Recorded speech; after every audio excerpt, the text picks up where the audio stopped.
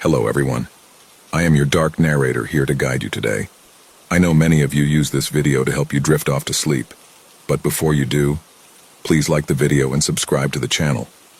Also drop a comment letting us know where you're from and what time you're watching. Now settle in, get comfortable and relax. It called itself Loom. I asked him if they were willing to wait a while. I wanted to let my trainee rest up a bit still if she needed it. Her rolling and stirring to see what was wrong was reassuring, but I feel like good rest and sure hearts need to go hand in hand. Maybe that's why I keep mucking things up. Maybe I don't... No, don't you get thinking like that, Jay?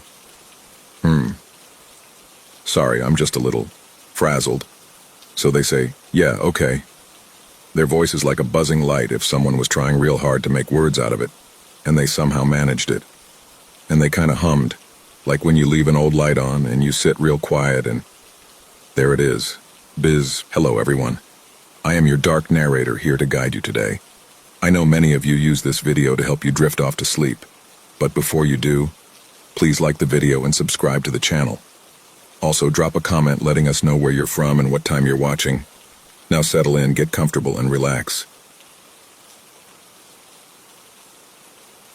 It called itself Loom.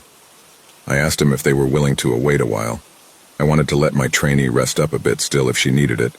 Her rolling and stirring to see what was wrong was reassuring, but I feel like good rest and sure hearts need to go hand in hand. Maybe that's why I keep mucking things up. Maybe I don't... No, don't you get thinking like that, Jay? Sorry, I'm just a little frazzled. So they say, yeah, okay.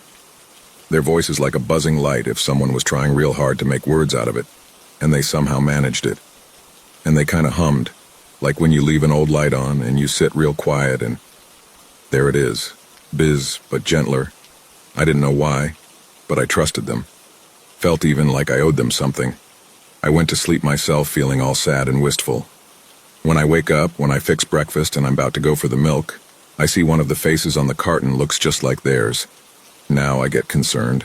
It means one of three things, see? Either I let someone dangerous onto my bus, someone who had gone missing had just washed up onto my vehicle. These are not at all mutually exclusive, mind you now. Or someone was trying to make me some kind of trade. I go up and they're just sitting there. They seem to be switched off, like when you pull a lamp and it goes out, but if it could pull its own cord. So it blinks awake. I see a flash of its little head beaming yellow, real watery, till it's bright and clear. I frown a bit. Not because I find it distasteful, but because it's a real casual hazard to go waving about, possibly shining in people's eyes. And the definition of harm in folk can sometimes be very loose. My trainee goes up and yawns, and I look at her thinking how strange some of the folk I ride with are. I remember what she told me, and I'm thinking about the moon thing. I'll be honest, I had a few other reasons for, switching means of getting this out there. While I'm not 100% certain where these end up, I know that I can just keep a different copy for myself. Cut out a few words and show her the other. I know it's kind of deceptive. I'm trying to keep my voice low because of it. Not sure if you can hear that. We're at that one hotel. Motel, I mean. She wanted to have space. I don't know what I can say. I can hear the moon whispering to me now. It's one of the few things from that mall venture that's 100% clear in my head. I guess it noticed it stuck, since right now it's saying things down to me. Please, don't let them come back up. I did not mean to hurt them. I threw them down so they could not be. That's what I just heard. I'll get back on track, sorry. My trainee sits with that Loom fellow.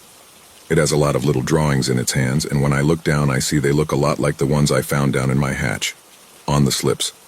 Now, here's the kicker. I see it writing a few words on some of them, but the writing style doesn't match any of them. But well, I don't pry. I think it's a friend. We exchanged the word between us, but you still don't. Just do that. Of course, that idea didn't hold up long. I sit down, make sure it still wants to go where it told me. I check what it put in the box, and I see a little origami shape. It's made of the same material Ori seemed to be, and had a little bit of, how to describe it, inky black, crimson red on it, like some kind of strange blood. I'm thinking it was, in fact. It looks like a cat. Did you make that? I ask M. Number, that was my friend. That's not a very enlightening term in this instance. I feel this twinge of remembering at the back of my mind, but it doesn't swim all the way up. I decide to let it go for a bit. I get this sinking feeling in my guts.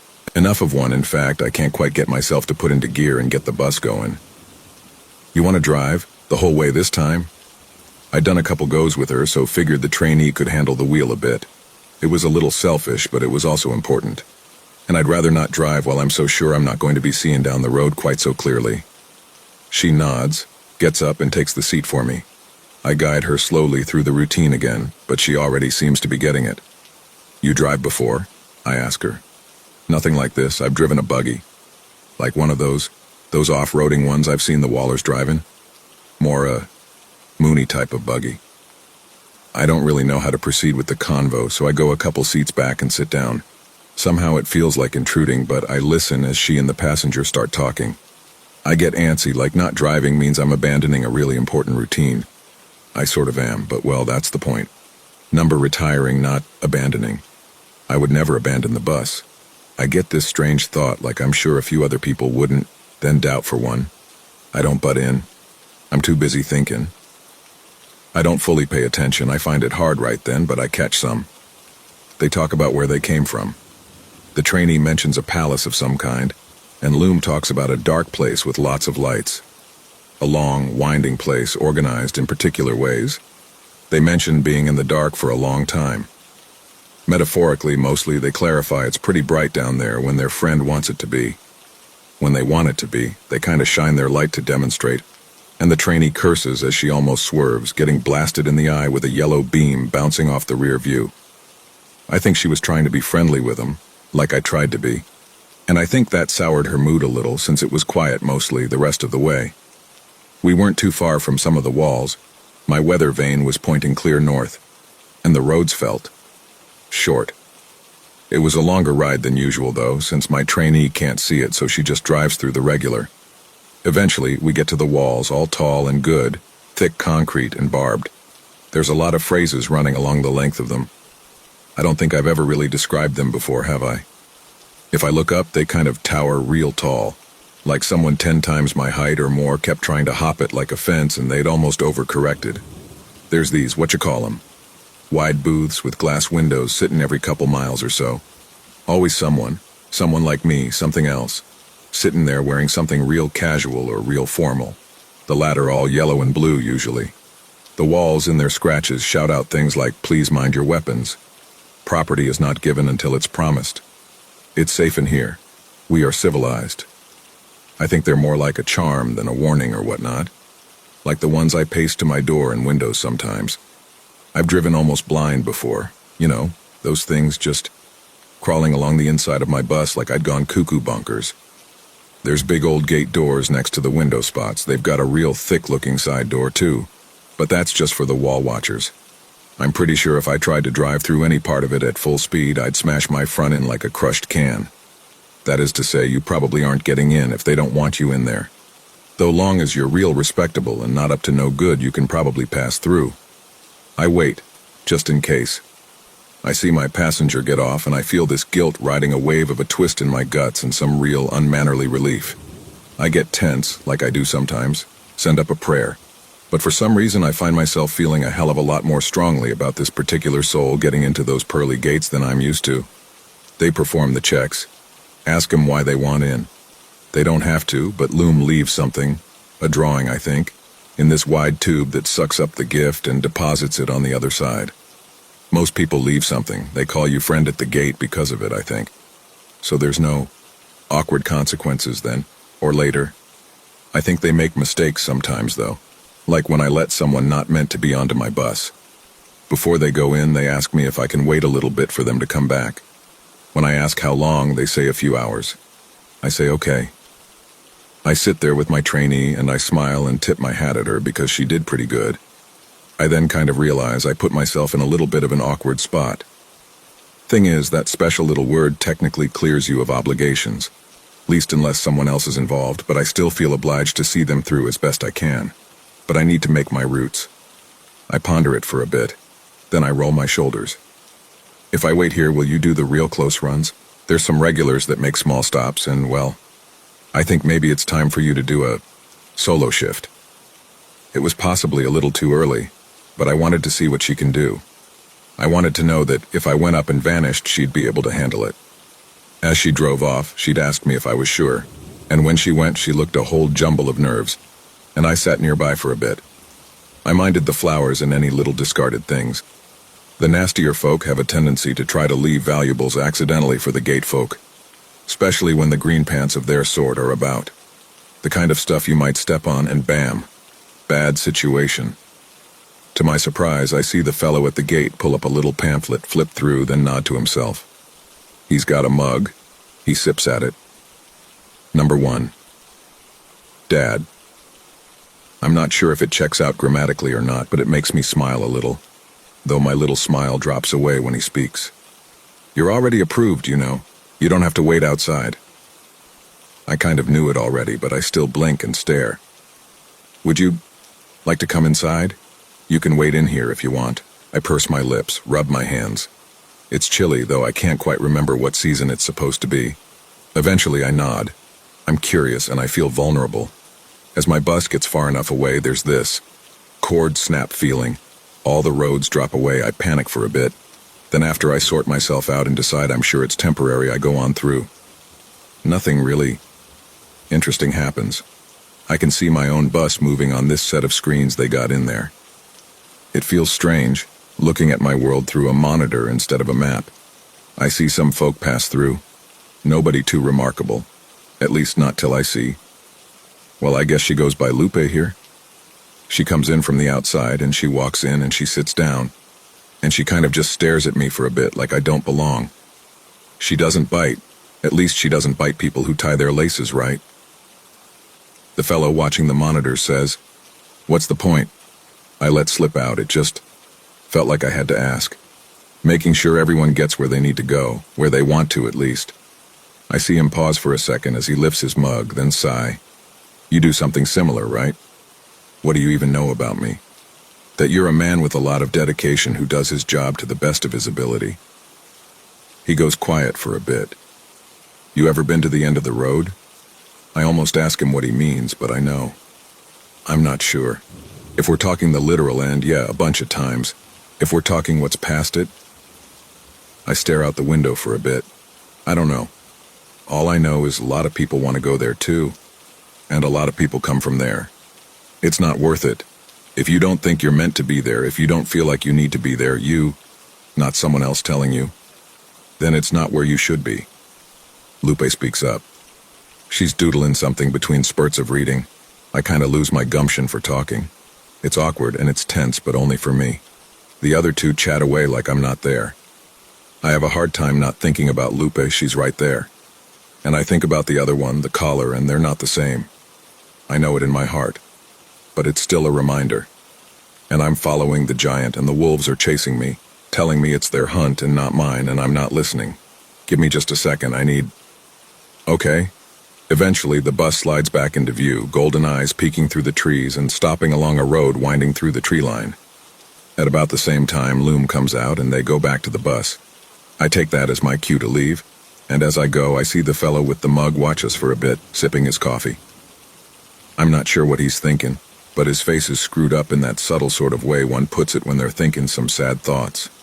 How was Over the Wall? I asked the little feller. It was surprisingly boring, but I think my friend would love it. They did not look at me like I did not belong. I told them I had all the parts. The what? It doesn't matter anymore.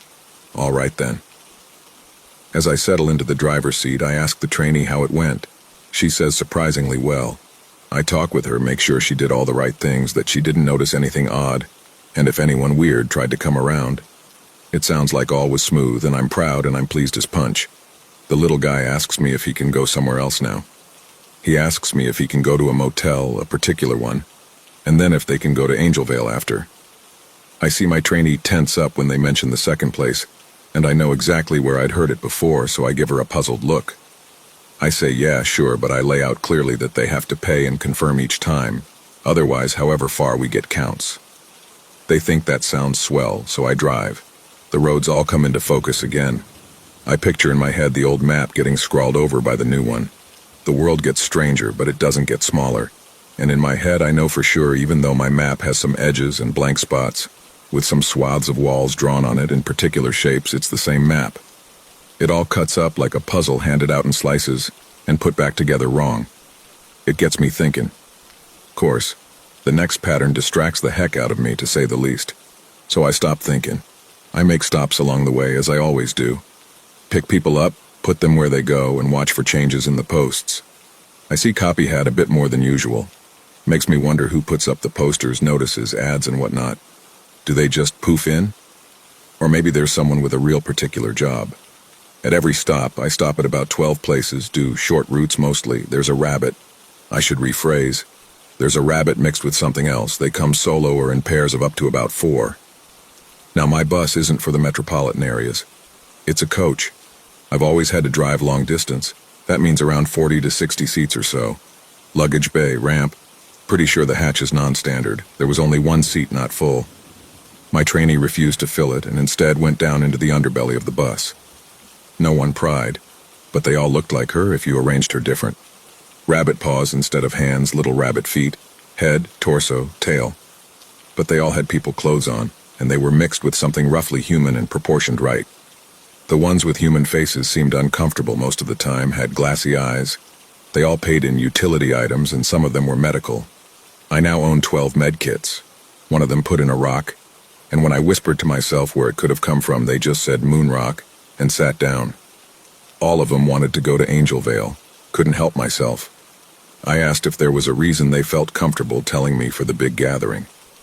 They said the moon is coming. I suppose the full moon was soon. Then it dawned on me I wasn't supposed to let my trainee outside during the full moon. And I wondered how it made sense. I'm pretty sure at least one full moon had passed over us without nothing crazy happening since I'd met her already. I think I'm going to find out soon. But this one ain't for her. I'm not planning to have to remember her because she's gone, but because I'm proud of her. So when a new stop is made, you ever see a horde of rabbit sorts go into a convenience store? All at once? Anyway, I ask my trainee if this is the family she talked about. Sort of, she says, making this halfway wavy gesture. She'd put on this fancy dress she'd gotten way back in Fish, or from the mall, one of the two, and a little tiara. I'm pretty sure it's a costume. It feels like she waited till they got off for her to get it on. She goes back down, changes back into uniform, comes back up, just sits there. So they're good folk? Yes, but not the best. She'd done a little twirl in her dress, frowned over herself, and smoothed wrinkles out of the fancy clothes. Now she was doing it with the uniform, and she made a face like it was disgusting and slimy. Then she made a face like she was guilty for making the first. I couldn't help but make a face of my own at that. I look at Loom. Little flashlight head just staring out the window. They'd turned it off when the bus got crowded. They seemed to be very careful where they looked. If I paid attention, they seemed to be antsy about shadows, flicking their head the other way if they caught their light on one or almost had. I think it would be nice to have such a large family. They did a blink, light off, then on. I suppose I have one, but they aren't as animated. The rabbits come back in, all rank and file, and their chatter is suddenly a lot louder in my ears. When I look at the convenience store, through the window, I see someone fussing with a lot of different kinds of trade items. It kind of dawns on me that I'm going to need to refill on cardboard at the office again already. That mundane thought settles my nerves, and I'm off to the motel. The whole. What was the word she used? A tendency? Herd? The whole fluffle goes on into the motel, checks in one by one, and I see the front desk looking kind of flustered and befuddled. I think around then it's getting late. I wonder how long I'd been driving. Guess I'd been sitting around and herding rabbits all day. Whole time Loom was patient, didn't seem to have much sense of fear in them, just quiet thoughtfulness. I noticed they watched the left side of the road, though, quite a bit. That's around when I decide to give motels a go. It's when the front desk pulls up some really long list and they ask me if my nickname has changed, and if I need new accommodations. I look at them for a while. Then I just kind of shrug. I don't think so. They look at me odd. Okay, no and no. I guess I'd checked in there before. Honestly, not a big revelation for me. I'm mostly on the bus, but I can't have always been. I remember otherwise. I know otherwise. I offer to get the trainee a room, and she says sure. The little fellow looks for a coat rack, and I guess they find one. They look outside. It starts to rain lightly, and I figure maybe they had a sense for weather. Or maybe they just paid a lot of attention. My joints throb a little sometimes if the weather is about to get strange, and I guess they could have picked up on that. Though there was a tension in them, now. Stillness. You okay? I hope it does not rain long. I want to get home sooner. And that's that. Everyone gets settled. Everyone gets a key. I see a man in a gray suit pass us while I walk down the hall, and he nods and smiles at me in a way that makes me frown. I pick up on the fact the hallway is really, really long. I can't see the end of it. I pass a plaque with hotel-motel rules on it. No smoking, INP. No illicit substances, ENP. No using the number 44 stairs, P. No unapproved liminal rewrites, depends. And a few other things. What stuck out to me was the little footnote saying INP stood for ill-advised, not punished, and P stood for punished. It also clarified formality and effect. I made a note of it, then went into my room. They gave me one close to the entrance, and thus the bus. I appreciated it. The other two went down quite a bit further. I kind of paused in the doorway a sec, stepped out, looked down the hall again. I wonder where all the rabbits had gone. I saw one standing outside of a doorway a long ways down, one that had proportioned but still awkward paws for hands. They fussed with the knob a bit, frowned, and then looked back down the hall at me. They mouthed something, but they've got a rabbit head still, so I don't quite understand. I wonder if I should check on them, but they manage and go inside. When I turn back to my own room, I see that it looks, well, like my bus hatch. The only difference is everything personal is gone, replaced with something plain. Even the slips are there, but I've got no idea if they'd work. There's the lappy top and the little boxes, but the former isn't mine and the latter is just kind of filled with generic junk. I get this vision in my head almost, like I'm standing in a before. There's ugly wallpaper with flowers painted on it, a prim and proper little white desk, some simple lamps with boxy shades, an old telephone, the kind that you can't carry in your hand, a vase with flowers in it, a shaggy but orderly carpet. There's a TV on a stand and I flick it on. I check 2 channels, both in black and white.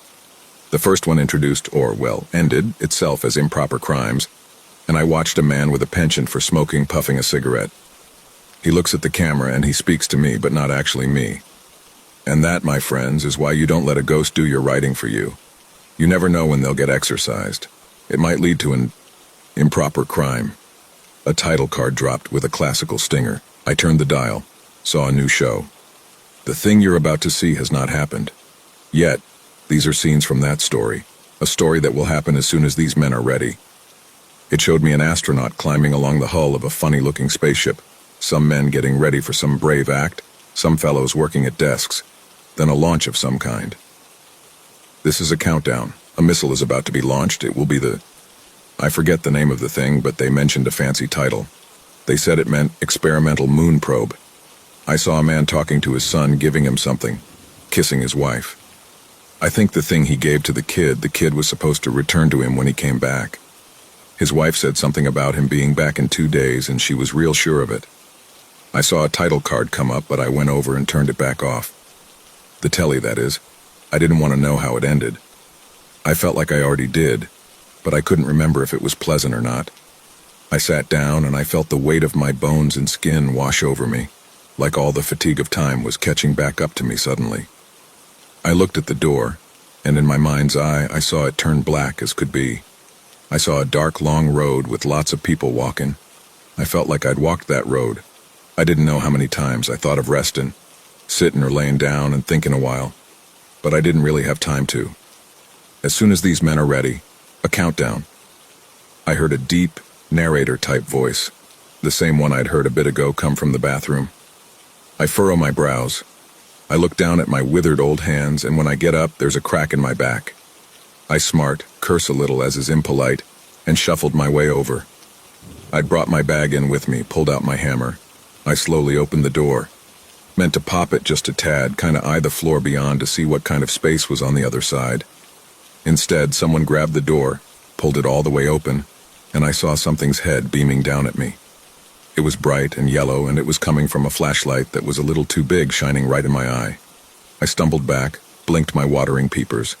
When I saw again, it was black beyond the door. All I see was the head of the torch burning bright at me. Please don't leave me alone. I heard Loom's voice then. You never let me. Cut itself off. Same voice, angrier. Then, mine, sounding like it was coming off a tape. They spliced things I'd said together. They had my face. It didn't take as long to find my trainee as I expected. The light moved slightly, tilted. I put a sign on my door. It came a little closer, the light, but the thing holding it didn't move into the room yet. But could you do me a favor? I didn't do good today, I think. I heard something shuffling. I want to be a good driver and get people where they need to go. I got off my feet, though it took some effort. My legs were trembling and they wanted to freeze. My own voice kept talking at me. You drive the bus. There was a pause. I want to see the real ocean before it goes away. Paraphrased words I'd spoken, repeated perfectly. I think it might have been trying to trade something with me, like it had with Ori. I didn't want to listen, so I scrambled towards the door, almost knocked over one of the lamps. I caught it on the way out, righted it so I didn't invite trouble, and I shut the door behind me. I had no idea if I was safe there or not. I hadn't done anything wrong yet, but when the world turns upside down something, it's hard to remember where you're supposed to be. I looked up and down the hall, listened for a bit. I didn't hear anything strange coming from behind me. My trainee, though, she came up to me. Rather, she was standing outside my door, off to the side a bit. I jumped when she spoke. Her good ear was propped up, turned towards the wall my room was in. I hear it, their heart. It sounds worse somehow. I think we need to pack up and go right now. She looked at the door I'd come out of. She breathed strange for a second, then took a moment, tilted her head and screwed up her face like she was thinking. Maybe we should talk to them. I want to see if... She measured her tone, her posture, like she wasn't sure on committing to anything just yet. It's dangerous. It took one of my passengers. Only monsters take folk. I was breathing hard myself. I didn't want to have to run again or move through dark tunnels. I just wanted to go to the bus. I started to, my legs carrying me to safety, all natural, like without my input. I heard doors creak open behind us. This time I looked. I couldn't help it. I saw dozens of rabbits mixed with people, all in different clothes and with individual postures and expressions, peek out of, wander out of, tentatively step from rooms. I saw, amid that sea of fur and skin and fabric, a small light shining through the halls. It was angled down, and it cast a sort of light shadow under all their feet, bounced off walls as its owner tried to look anywhere but into folks' faces. I was going to come home soon. I needed to talk with the maintenance man first. I heard their voice call. From about half the doors, I heard a host of stolen voices. Some of them were coming from behind the rabbit folk. I saw them freeze up, others look behind, a few just move out of the door and close it behind them. You can't fix it, it's broken. A witch takes your heart, it's theirs forever. I heard a gruff voice, one that sounded like it was trying to be not so gruff but was certain something wasn't worth the effort. Make them wander for me. I heard the voice I'd heard on the radio when the lodge was after us, the one that had sounded mighty different from the others. Remember, don't make them suffer, kill cleanly. I couldn't tell if this was stolen now too, or if there was someone else here. I saw a rabbit disappear into a doorway. I think it was the one who'd struggled with the knob. It made a squealing sort of noise and it was gone. The lights flickered. I saw a storm of dark trailing down the hallway. Heard something being flicked. I didn't know how the lighting system worked, hadn't seen any switches, but there'd been rows of bulbs dangling from the ceiling. I heard a lot of squealing. I also heard a lot of screaming. I saw a horde of folk moving down the hall towards us. Some moved carefully, others tried to hop or run in a loping sort of way, like they weren't used to their own legs. I didn't know what to do, so I sorted through my bag, tried to find something I could use. While I rummaged, called to my trainee a couple things we could pull off the bus. I saw other folk being lost to the black. More people went away than one set of arms could take at a time. I heard the shuffling of paper, a familiar sound, and I heard the clinking of tools. I swear I heard a noise like a train coming from somewhere among the madness. A little bright light was waved every way like someone running, bobbing their light, trying to hold their flashlight steady and shaking hands and having a hard time. I think that's what got me to move. I remember who these folk were. I pushed my legs and I started running. I tried to watch where my foot came down, but it was hard. People pushed past me and I almost fell. I'm not as fast as most people, but I could catch up to something that was coming towards me. As I watched folk vanish along the length of that long hallway, I saw a pattern. If someone pushed someone and they thudded into the wall, they fell behind and their voice left the chorus. If someone stepped on something, someone dropped. If someone peeked into the wrong door at the wrong time as they all opened up, they vanished. It's fine, I don't think it'll hurt much. Loom reached out. I think they grabbed the other creature's hand. I'm not flesh, not anymore, it hurts, I think I'm broken. A distorted voice came out, and I don't think it was because of them that it sounded so strange. Number 6, like I was, and you helped me see again, so I'll help you too. Just put them back and let's go home. They stepped into the dark. I realized their light was off. I wasn't sure what it meant. I love you. I wish it could have been different. It used what might have been a line from some old show.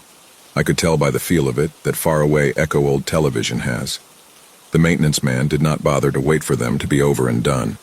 He stepped up to them. His strides were longer than they should have been. He hefted his weapon of choice, gave it a test swing, then brought it down hard right on the light shining from the black. I heard the sound of shattering glass. I heard a scream that sounded like it was filtered through a broken light. I don't think it was the voice of the thing that had been struck. The maintenance man used his wrench to point to a nearby sign. He trailed it from the words liminal rewrites down to formality. He looked down and I saw a beam shine out, aimed at his face. He just looked away. Sorry, but you were both adults. You made your choices and I'll defend me and mine. I gave fair warning.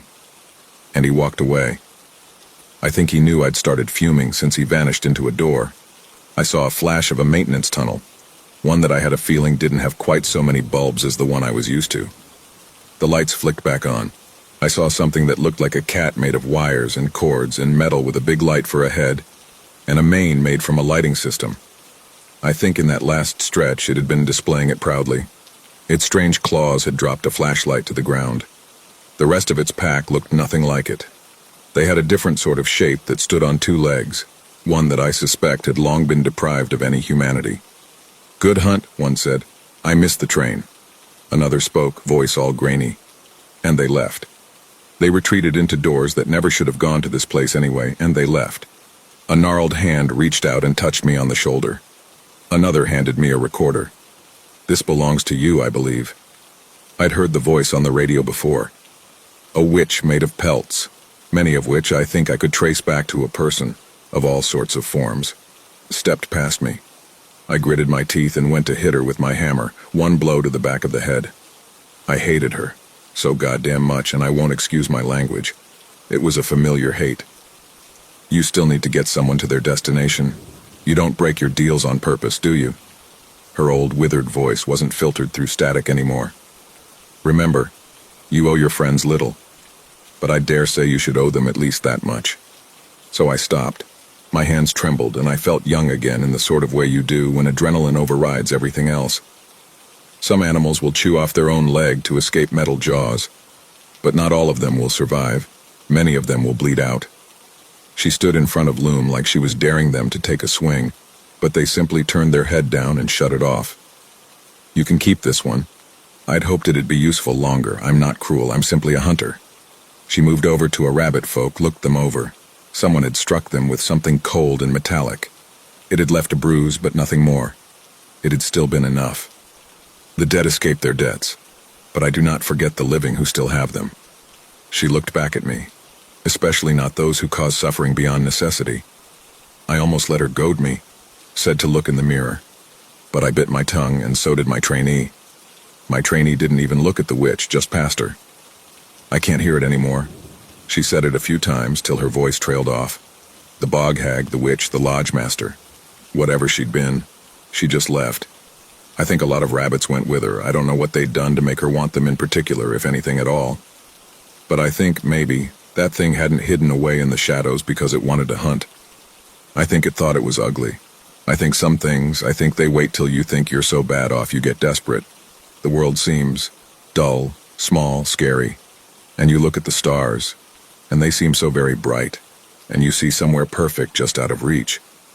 If I look out my window right now, there's a moon that's not supposed to share the sky, small as a pinprick among the stars. They're dull to me. but I think they're shining very bright for some other folk. I think I need to keep them on the road or I won't be able to keep them from going up. I just don't know which one.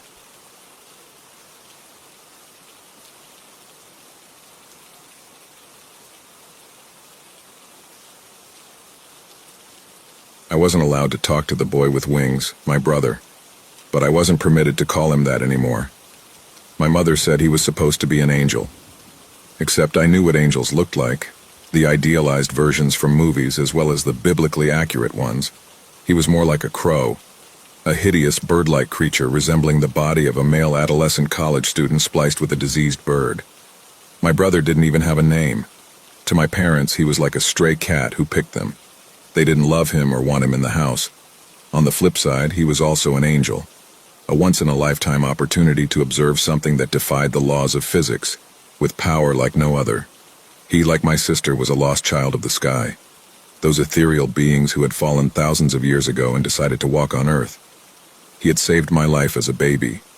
I was so young that I don't remember it, but Mom likes to remind me every year on my birthday that I wouldn't be alive if it weren't for the angels in our attic, my adopted brother and sister. I was born severely premature, with only a small chance of surviving one night. Mom said she prayed endlessly, begging for a miracle, and was visited by the two beings who gave me life through their divine power. When I pulled through, Mom begged them to stay and watch over me until I was old enough to fend for myself. If I think back to my earliest memory, it's the angels babysitting and watching over me. Back then, they actually looked cherubic. Or maybe that's just how I remember them. My brother bore huge white wings, almost like a swan, while my sisters were more grayish. They used to smile and giggle, and for a while we were actual siblings. But as I grew up, I saw less of them. Mom would drag them away while we were in the middle of some shenanigans, and I wouldn't see them for days, sometimes weeks. I thought the angels had finally flown away back home. I was sad, I guess. I was just a little kid, and my older siblings had vanished. When I started hearing noises upstairs, the familiar sound of their wings scraping against wooden floorboards and the crumbling ceiling, Mom and Dad told me my siblings were now inside the attic.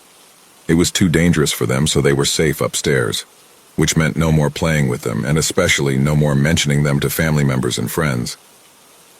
Mom was very strict with me. "They're magical beings, Nini," she told me one night before bed. "There's a lot of bad people out there who will want your brother and sister for bad things, so we need to keep quiet about them, all right?" I went to school the next day and drew a picture of the two of them playing with me. At the end of class, my teacher gently pulled me aside. "Am I in trouble?" I asked, and she laughed, gesturing for me to sit down. No, you're not in trouble. I just want to talk about the art you made during class." I shuffled on my chair, well aware of my promise to Mom. I wasn't allowed to talk about the angels in the attic. "This is a very pretty drawing, Nini," my teacher said, holding it up. "Are they angels?" I nodded excitedly. "They're my brother and sister." Her eyes darkened. She shuffled back on her chair. "Oh, I'm so sorry. I didn't mean—" "No, my siblings are alive," I said. "They're angels, and they live in the attic." I remember her smile was a little too big. She leaned forward, plucking my drawing from my hands. "Do they have names?" "No," I told her matter-of-factly. "They're not allowed names." Her smile faltered slightly. "What do you mean they're not allowed names, sweetie?" Mrs. J was my favorite teacher usually, but I could already sense her growing unease. I pretended not to see her digging her nails into my drawing. I told her exactly what Mom told me. "Because they're angels," I said, giggling. "They don't need human names." Mrs. J nodded, handing me back my drawing. "Sweetie, I know I'm not supposed to ask this. I'll probably get in trouble, so can we keep this between you and me?" I nodded, my stomach twisting into knots. Maybe I had said the wrong thing. "Okay." When my teacher leaned closer, her expression darkened significantly. Let me back up a couple months. Mrs. J had been absent for a while. She used to be smiley and colorful, always excited to teach us. But she came back weeks later, distant and somehow hollow. Her smiles were forced, and even then, sitting in front of me wearing a giant grin, I could tell my teacher was distraught. I felt guilty that my siblings were angels and could probably heal her pain. Mom's rules would never allow that. "Nini, would you be able to tell me what these angels look like?" I shrugged. "Well, they have wings." "No, Nini. Mrs. J stabbed at the drawing, running her index across my sister's stick-person face. I had drawn her thick red hair in a fuzzy, crayoned blur, and my brother's curls in a brown cloud. I never saw their halos, but I'd drawn them above their heads anyway, along with large feather-like wings. "What do these angels look like?" I was going to reply, but then Mom poked her head inside. "Nini, it's time to go home, honey." She smiled at my teacher, who, to my surprise, stuffed the drawing in her pocket. Mom definitely saw her attempt to hide my picture. I saw her demeanor stiffen slightly, her arms already defensively crossing over her chest. "Mrs. J, is there a problem?" My teacher jumped to her feet, faking her smile once again. "I was just talking to Nini about her homework." Mom nodded slowly, maintaining her expression. "I'm sorry about your children." She cleared her throat. "They were so young." "They're my babies," my teacher's voice splintered. "I'm sure you understand a mother's grief. Please excuse me." "I'm here if you want to talk," Mom said. "We all know Adam liked to dabble with recreational drugs." Mrs. J's smile faltered, and I saw the switch from my teacher to a parent. "I don't need your pity," she spat. "If I'm honest with you, if I hear one more person telling me everything is going to be okay, I am going to lose my mind. Thank you, but I don't want your sorry. I don't want your condolences." Her voice broke, and I immediately wanted to give her a hug. I watched my teacher open up my laptop, ostensibly ignoring my mother. "If you're going to stand there and waste my time, I suggest you leave." Mrs. J caught my eye, her lips curling into a scowl. Mrs. J pulled out my drawing, slapping it on the desk. "Your daughter has an interesting imagination." Mom's eyes widened as she took the drawing. She wrapped her hand around my wrist and gently pulled me from the room. When we were in the car on the way home, I asked why my teacher was so upset. Mom didn't reply for a long time, leaving me drowning in uncomfortable silence. I knew she had the drawing. I knew I was in trouble. I expected her to lecture me, but instead she bought me chocolate ice cream from a drive-thru. While I was eating it, she cleared her throat. "Mrs. J lost her children," Mom said, her fingers tightening around the wheel. "She craves a miracle, and you gave her hope with your drawing." Mom pulled it from her pocket and, to my horror, tore it up and threw it out of the window. I watched it land in a puddle. My brother's crayoned smile disappeared under the murky water. "Nini, did you tell Mrs. J about your brother and sister?" I didn't answer, ice cream creeping back up my throat. "Nini," Mom said again. I shook my head. "No," I lied, and when she gave me the look, I caved. "I just said there are angels living in the attic." Mom nodded slowly. "Did you say they were real angels?" "No." "Did she ask what they looked like?" I wasn't a fan of the interrogation, my eyes swimming with tears. "I don't know," I mumbled. "No, she just liked my drawing." Mom curled her lip. "You're absolutely sure, Nina? Because if you're lying, bad people will come and take your siblings." She only called me Nina when I was in trouble. "Yes." Mom leaned back into her seat, breathing out a sigh of relief. "That's good," she whispered. I flinched when she turned to me, grasping my hands and squeezing them tight. "Because we can't have anyone taking them away, okay? They're your angels, sweetheart." Following that day, I wasn't allowed to even mention the angels in our attic. If I did, either intentionally or accidentally slipping up, I was promptly sent to my room. The problem was, no matter how many times I was told not to talk about them or completely ignore their existence, I refused. These two, whether angels or not, were still my brother and sister. I told my aunt about them when I was maybe 10 during Thanksgiving dinner. It was a slip of the tongue. She thought I was joking. We were all sharing our wishes for the upcoming year. So I had held up my glass of juice, copying my parents' toast, and declared, "I wish I could see my brother and sister who are in the attic again." Aunt Jules spluttered on her own wine, and I caught the look she shot my mother. She already had tomato cheeks, giggling a little too much for an adult woman. Mom had already set several glasses of water in front of her, but she was ignoring all of them. "Frida," she chuckled, wiggling her eyebrows. "Is there anything you should tell me?" Mom slowly lowered her own glass, her lips pressed to the rim. "Jules, you know my daughter has an overactive imagination. They're more like imaginary friends." Aunt Jules straightened in her seat suddenly, her smile fading. "That's not what I wanted to talk about." She turned to me, color bleeding from her cheeks. "Nini, why don't you go upstairs to your room? I need to talk to your mother." "No, it's okay. I'm almost an adult too." I smiled at my aunt. "Nina, you are 8 years old. Dad grumbled, inhaling piles of mashed potato. I didn't move, staying stubbornly still. I figured if I stayed as still as possible, the adults might not notice it was past my bedtime. Nina. Mom's tone was a warning. Go upstairs. I reluctantly dragged myself upstairs.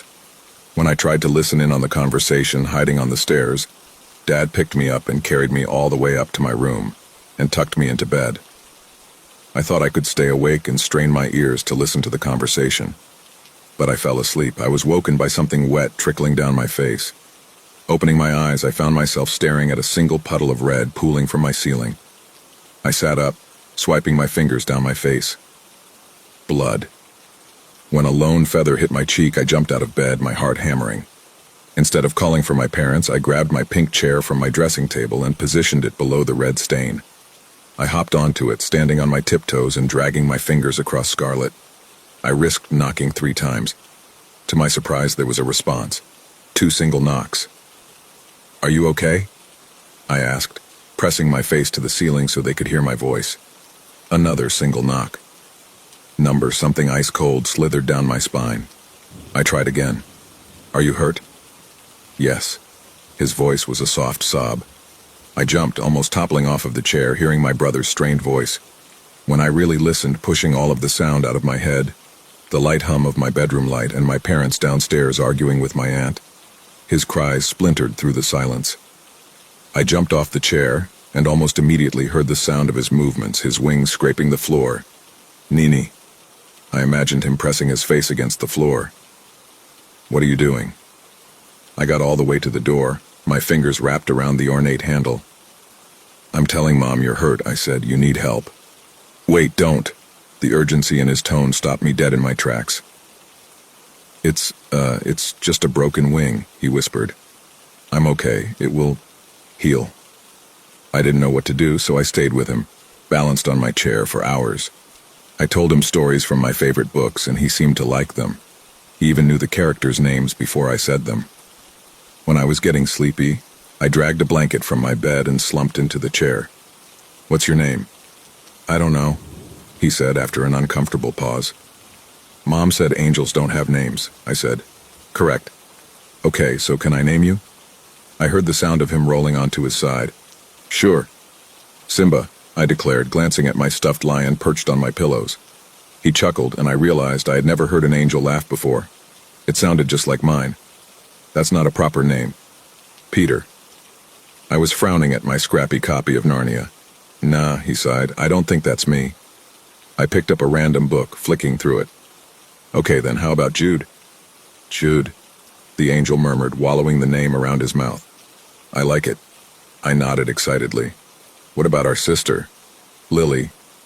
The small squeak came from the angel girl herself.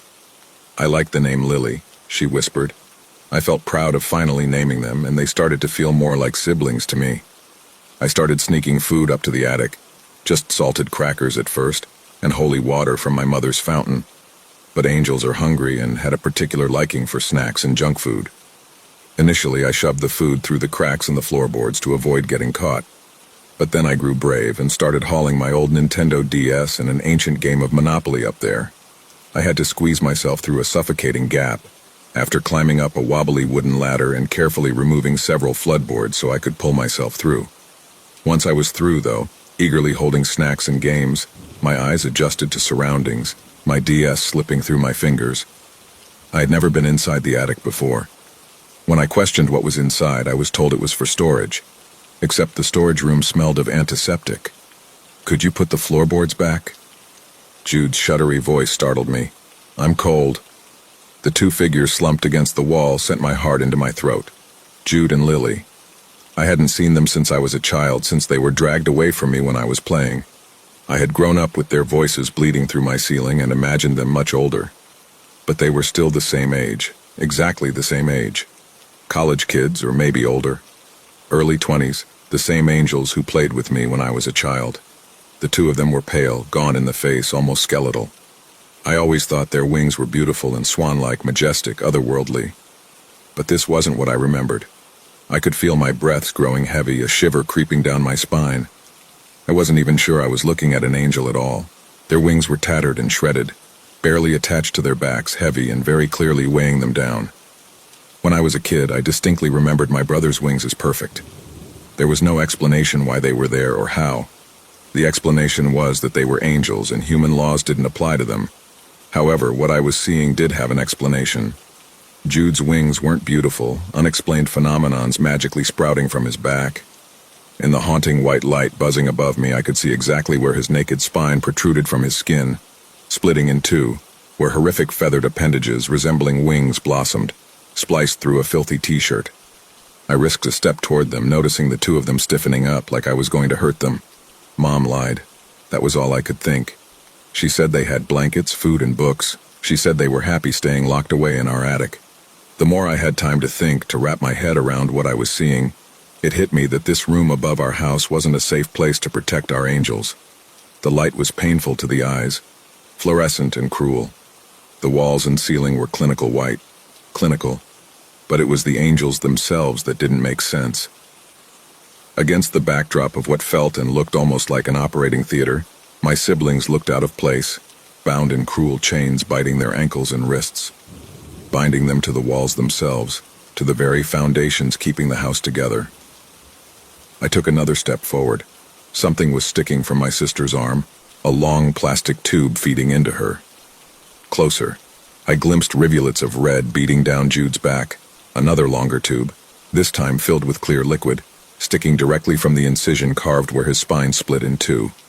I pretended not to see the metal clamp forced inside bloody slithers of flesh, his wings shuddering, individual feathers trying to contract, trying to spread wide and folded into grotesque flaps.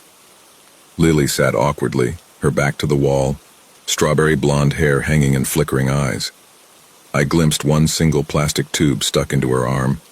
She seemed to be in better condition, her wings easily unfurling when she shuffled back, her lips parting. Mom and Dad weren't protecting the angels from the outside, they were experimenting on them.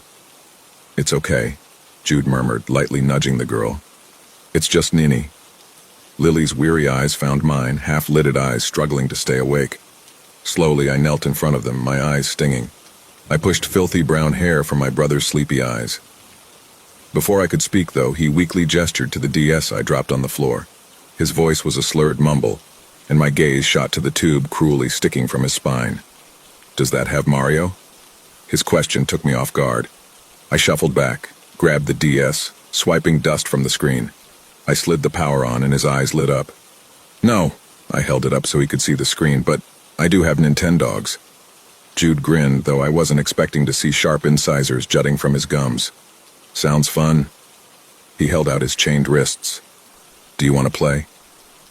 I had so many questions, but at that moment, looking at the creases in my brother's expression while he was in pain, I swallowed my words.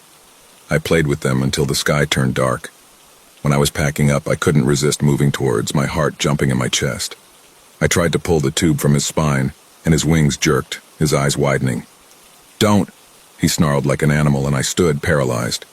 Jude shuffled away, his wings twitching, struggling under the clamp. His breaths came out in sharp pants, his fingernails, almost like claws, dragging across wooden boards. "Don't fucking touch me," he spat. "Do you understand?" I didn't move, and his expression softened, his teeth retracting. "I'm sorry," he said. "It just hurts." I finished for him, choking on my own sob. "My mom and dad are hurting you."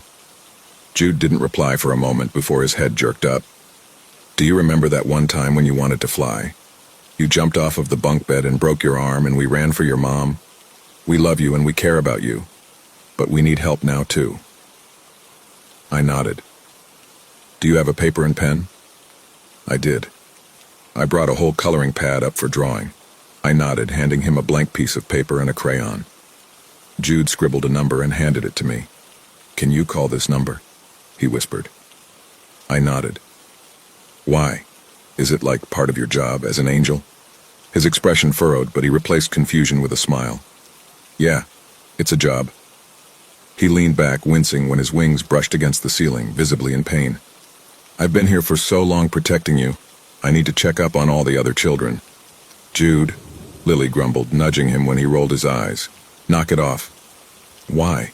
His smile was bitter. "Aren't we just doing our jobs?" That night I left the attic with a mission, feeling optimistic. I was going to call the special angel number and help my brother do his job. Mom was making dinner, so it was easy to distract her.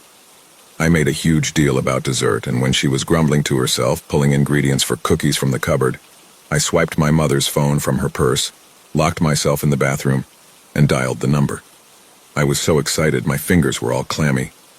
The dial tone sounded in my ear before the sound of someone picking it up. "Hello?" Before I could speak, Mom was unlocking the door, pulling her phone from my grasp. "Nini, what are you doing?" she demanded, apologizing to the recipient. "Yes, hello. I'm so sorry. My daughter accidentally called you." She shot me the dagger eyes before walking away, her phone to her ear.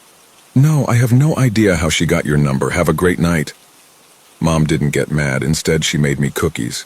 I was nibbling on a chocolate one when she leaned against the counter, arms folded. "Nini, I'm going to ask you a question and you're going to tell the truth." "I was doing a job," I said, dipping my cookies in fondant. Her eyebrows furrowed. "You were doing a job?" I nodded. "One of the angels gave me an angel number so I could do his job for him." Mom's lip curled. "Okay then, can I have the angel number?" When I hesitated, she sighed. "Nini, I'm sure he would rather an adult was doing his job for him." She held out her hand. "Sweetie, I don't want to ask you again." I handed it over, words suddenly choking from my mouth. "Why are you hurting them?" Mom looked taken aback, her eyes widening. "Nini, why on earth would you think we are hurting them?" "I saw them," I said, my voice breaking. "You're doing bad things to their wings." Mom hugged me and I found myself splintering apart, burying my head in her chest. "Nina, sweetie, you are very, very wrong," she whispered, wrapping her arms around me. "They're sick," Mom murmured into my shoulder, running her fingers through my hair. "When they brought you back to life as a child, they were so weak, so they couldn't fly away. We didn't tell you because we didn't want to scare you." I nodded, squeezing my mother to my chest. It all made sense. They were fixing their wings. "Your father and I have been trying to save them," she hummed. "Of course, with them being so powerful, we have no choice but to take extra measures, which, yes, include chaining them up." She pulled away from the hug, wiping away my tears. "Nina, you need to understand that they are extraordinarily powerful, and only chains soaked in holy water will hold them. When they were younger, they were weaker and less destructive, but as you saw, they are growing stronger every day." I felt a pang in my chest. "Then they'll fly away," I whispered. Mom pursed her lips but nodded, giving me another cookie. "Then they'll fly away." I didn't visit the angels for a while after that.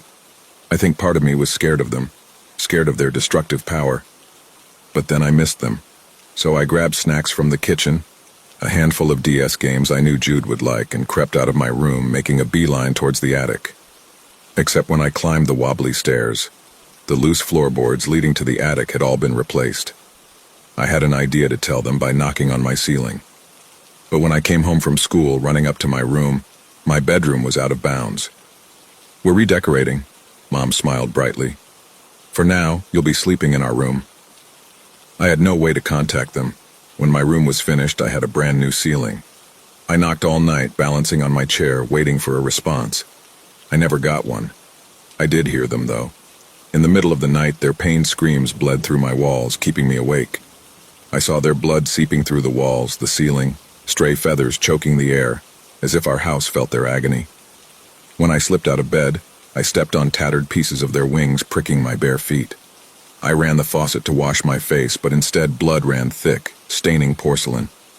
They must have been sick enough to almost feel human.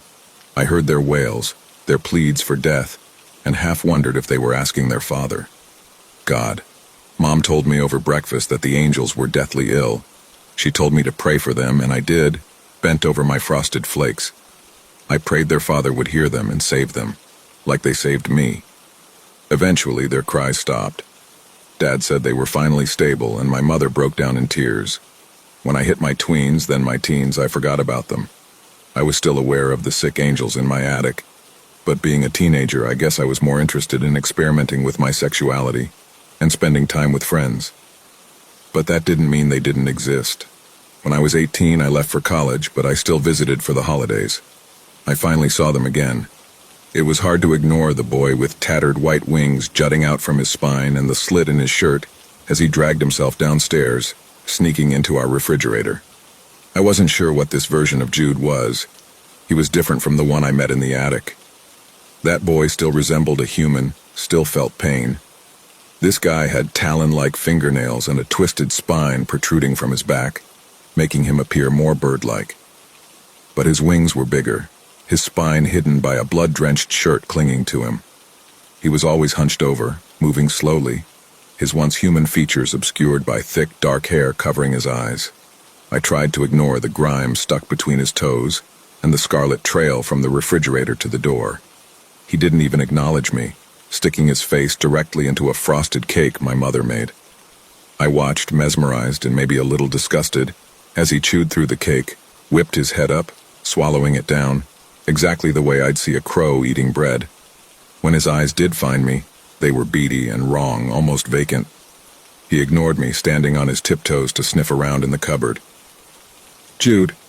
I found myself saying his name, and it felt and sounded foreign. He didn't respond, ripping open a bag of candy bars. He was ravaging a Snickers bar when I turned to him, swallowing down bile. Jude's sickness really had turned him from an angel into something else. His body was more of a grotesque contortion of angel and human. His bones jutted out in weird places, his wings a lot better and sturdier, but much sharper. Every individual as sharp as a needlepoint.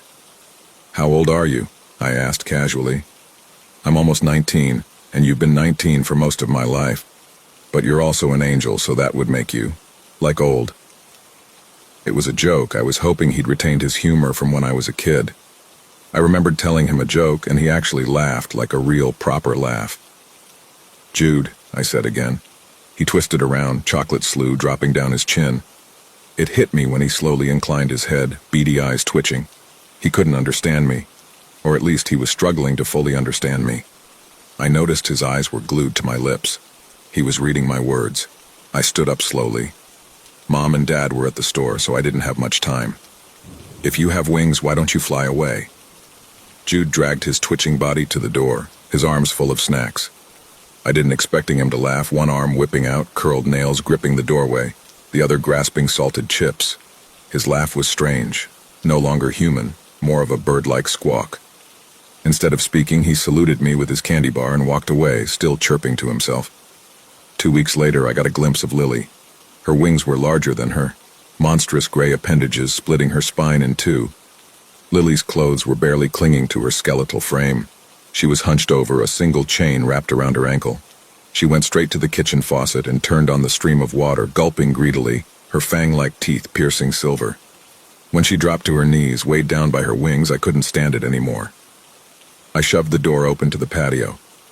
"Go," I managed to choke out, pointing outside. "Fly. I won't tell Mom." I saw her longing to be free, desperation crumpling her attempt at a smile. She nodded, making a beeline for the door. Her wings weren't strong enough, so I grabbed duct tape and reinforced them as much as I could. I pulled off my jacket and threw it over her shoulders, pulling her into a hug. She didn't speak. I don't think she could. Her neck was narrower, more bird-like. I wasn't even sure if she had vocal cords anymore. "Go," I said, halfway to the door. "I'll go get your brother." With a broken smile, she stepped over the threshold. She was so close to cold air on her skin, sunlight reflecting in wide, hopeful eyes filled with tears. I watched her spread her wings, flying up. There was a knock on the front door, and I panicked, shutting the door. "Go," I hissed. "Hello?" Footsteps. They weren't my mother. "Frida?" The kitchen door flew open, an all too familiar face, followed by a pained shriek. "Serena?" It took me half a second to realize my old elementary school teacher was standing in the doorway, her frenzied eyes glued to Lily. I watched her take slow steps forward, stumbling, her hands covering her mouth. "Serena," she sobbed. "Oh God, my baby." Her lips started to curl, and I felt her scream rooted inside my skull, her gaze locked onto the girl's wings. "What did they do to you? What did they do?" Bang. In the time it took for the angel to drop to the ground and her mother following suit, reality slammed into me in an icy wave. Lily hit the patio, scarlet spreading around her. She wasn't an angel. "Nina!" Mom was in the doorway, a shotgun in her hands. Next to her, Jude stood, his eyes wild, his mouth gagged by my mother's hand. "Mom?" Jude muffled. His gaze found my teacher crumpled on the floor, his expression contorting, growing feral. He lunged forward, his bird-like cry becoming more human, resembling a child's screech. Mom yanked him back, slamming her hand over his mouth. Mom! I watched, paralyzed, as she turned on him, sticking the gun between his brows.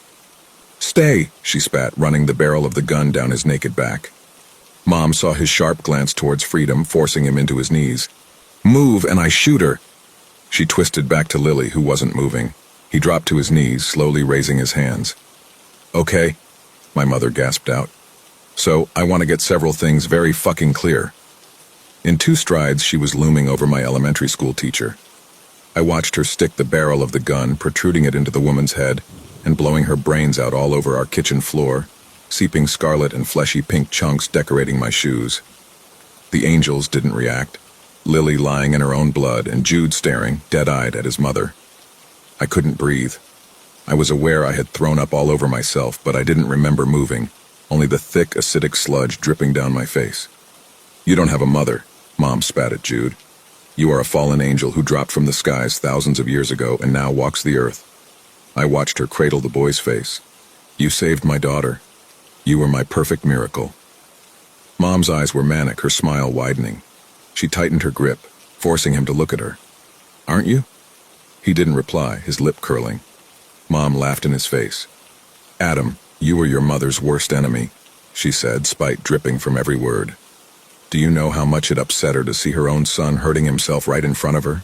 Her gaze flashed to Lily. Serena was a whore of a woman, she spat. Every day I watched and listened to your mother complain about the 2 of you.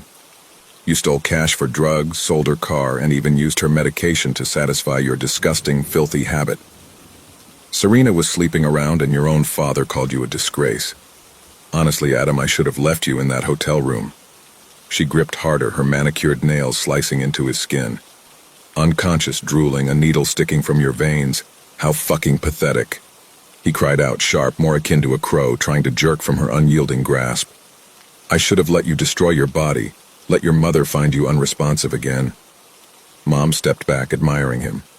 I gave you wings to save you, she whispered. Dad came through the door, already hauling bleach in a body bag. Mom must have known my teacher was planning to visit. I think this was the point where I was supposed to do something. But I was frozen, standing in pooling blood and splintered pieces of my teacher's skull. Dad hauled the angels back to the attic, and I was left with my mother. Grab me a bucket, she said, like disposing of a body was normal. I didn't speak to my mother. Instead, I grabbed my backpack and left the house. I went straight to the sheriff's office and told him directly that I had witnessed a murder, and that 2 missing college students were in my parents' attic. I don't think they believed me at first. I shouldn't have led with, I think my mother turned 2 missing college kids into angels. Officially, Adam and Serena would be 39 years old. I wasn't looking forward to trying to explain how the 2 of them resembled teenagers. Still, I sat in the back of the police cruiser, following a dozen cops to my house, which was empty. Mom and Dad were gone, and when the cops broke through into the attic, it was just storage space. The angels were nowhere to be seen. It didn't take the cops long to start pointing the finger at me. I was hauled back to the station, and after I was interrogated and then lectured on wasting police time, I was released. With no choice but to go home, I began my search. Jude and Lily had to be somewhere, hidden away. I couldn't imagine my parents running away with 2 genetically engineered angels. I started in the attic, where all I could find were old boxes, ancient toys, and a DS. Mom and Dad were good at covering their tracks. Moving to my parents' room, there was nothing of importance until I crawled under their bed. There was nothing under there, but there was a lump in the carpet. Another loose floorboard. This one led me into a shallow hole filled with documents. Spreading them across the floor, I found Adam and Serena's names. Mom and Dad were documenting their progress. Day 1. Subjects are calm, neuromuscular blockers administered. I am going to attempt to make an incision into the spine of the S1. I will update with progress. So far, everything looks good. There was 19 years worth of research and procedures, but they didn't stop after Adam and Serena. I found old files from years ago, back when they were babies, names that kept going: Nathan, Lily, Charlotte, Matthew, Jesse, Victor, Evangeline. Something sickly crept its way up my throat. If my parents had been experimenting on all of those people, where were they now? I got my answer when I dug deeper into the old subjects. Failed was stamped. A sea of red. Reaching further into the shallow cavern, my fingers brushed something warm. Something wet and soft, almost like feathers. I retracted back, and as if it was alive, as if it could feel, the ground rumbled beneath me, and I heard that soft cry once more. That wail. I couldn't stop myself. I jumped up, tearing at the walls of my parents' room and stepping back. When paint became slick and wet, bloody feathers stuck to my palms. When a single eye blinked back at me, I stumbled back, my heart in my mouth. Mom was right. She was wrong. She fucking lied about almost everything. Jude and Lily were not angels. They did not save me when I was a baby. Jude and Lily are my parents' successful attempt to replace what is living inside our walls. The angel my house was built on, its bones made from its foundations, its blood splattered across our walls. I think it's upset. I think it wants its children, all of its children, from past and present, back. It's already started to cry, the walls are bleeding. Its ceiling is crumbling, floors caving in. The angel whispers in my ear, a language that twists and contorts my thoughts. This thing is threatening me. If I don't bring back its children, it's going to kill me. But I can't help wondering if it's trying to tell me something. Are those that failed still inside our house? Last night I couldn't sleep. I've been in agonizing pain for hours. Lightning bolts are running up and down my fucking spine. I stuck my hand under my shirt to relieve the tension, only to pluck a single feather quill from my body. What my parents did to Jude, Lily, and all those kids. Am I their next subject?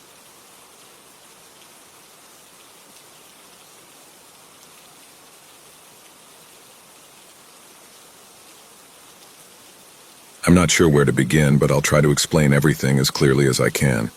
I live in an apartment building on the 3rd floor, Unit 305. For a while, everything seemed normal, but then it started. At first, it was just small noises. Some thumping above me, maybe a piece of furniture being moved around.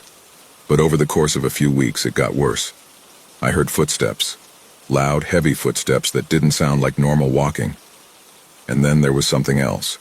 It sounded like whispers, not words, but this constant low murmur that would come through the ceiling late at night. I couldn't sleep because of it.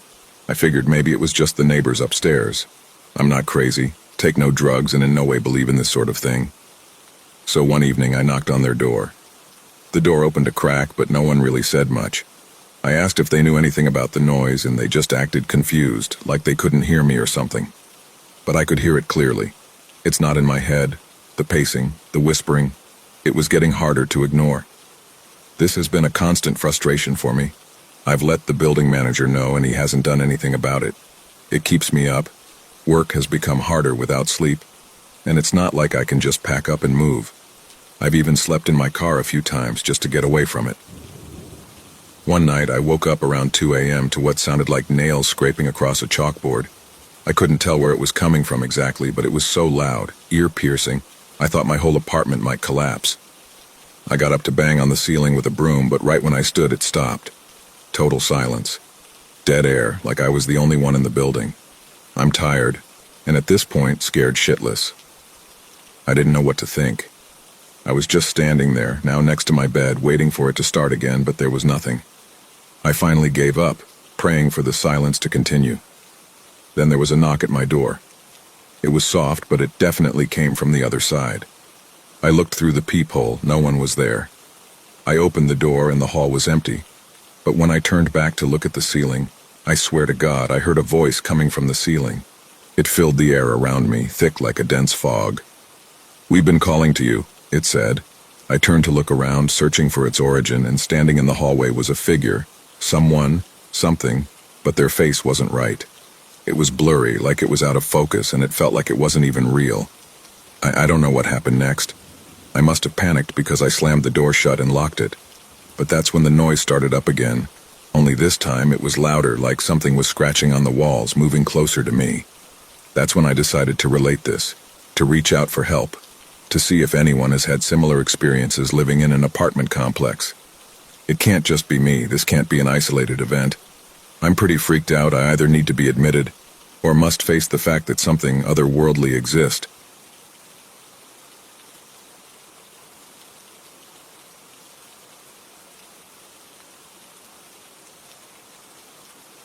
I was admiring the rosy tint of the sky, signaling a sunset, when the ringing of my phone perked up my ears. The screen displayed a contact name that I had learned to despise. The voice of my boss echoed through the car. "Hey, name. A coworker has flagged a bug in the program. We need you to come down to the office later today, he said, indifferent to any problems it may cause me. I'm sorry, but I requested time off over a month ago. That's out of the question. This is urgent. But I'm out of tow. My hesitant voice getting caught, realizing it wasn't worth the trouble.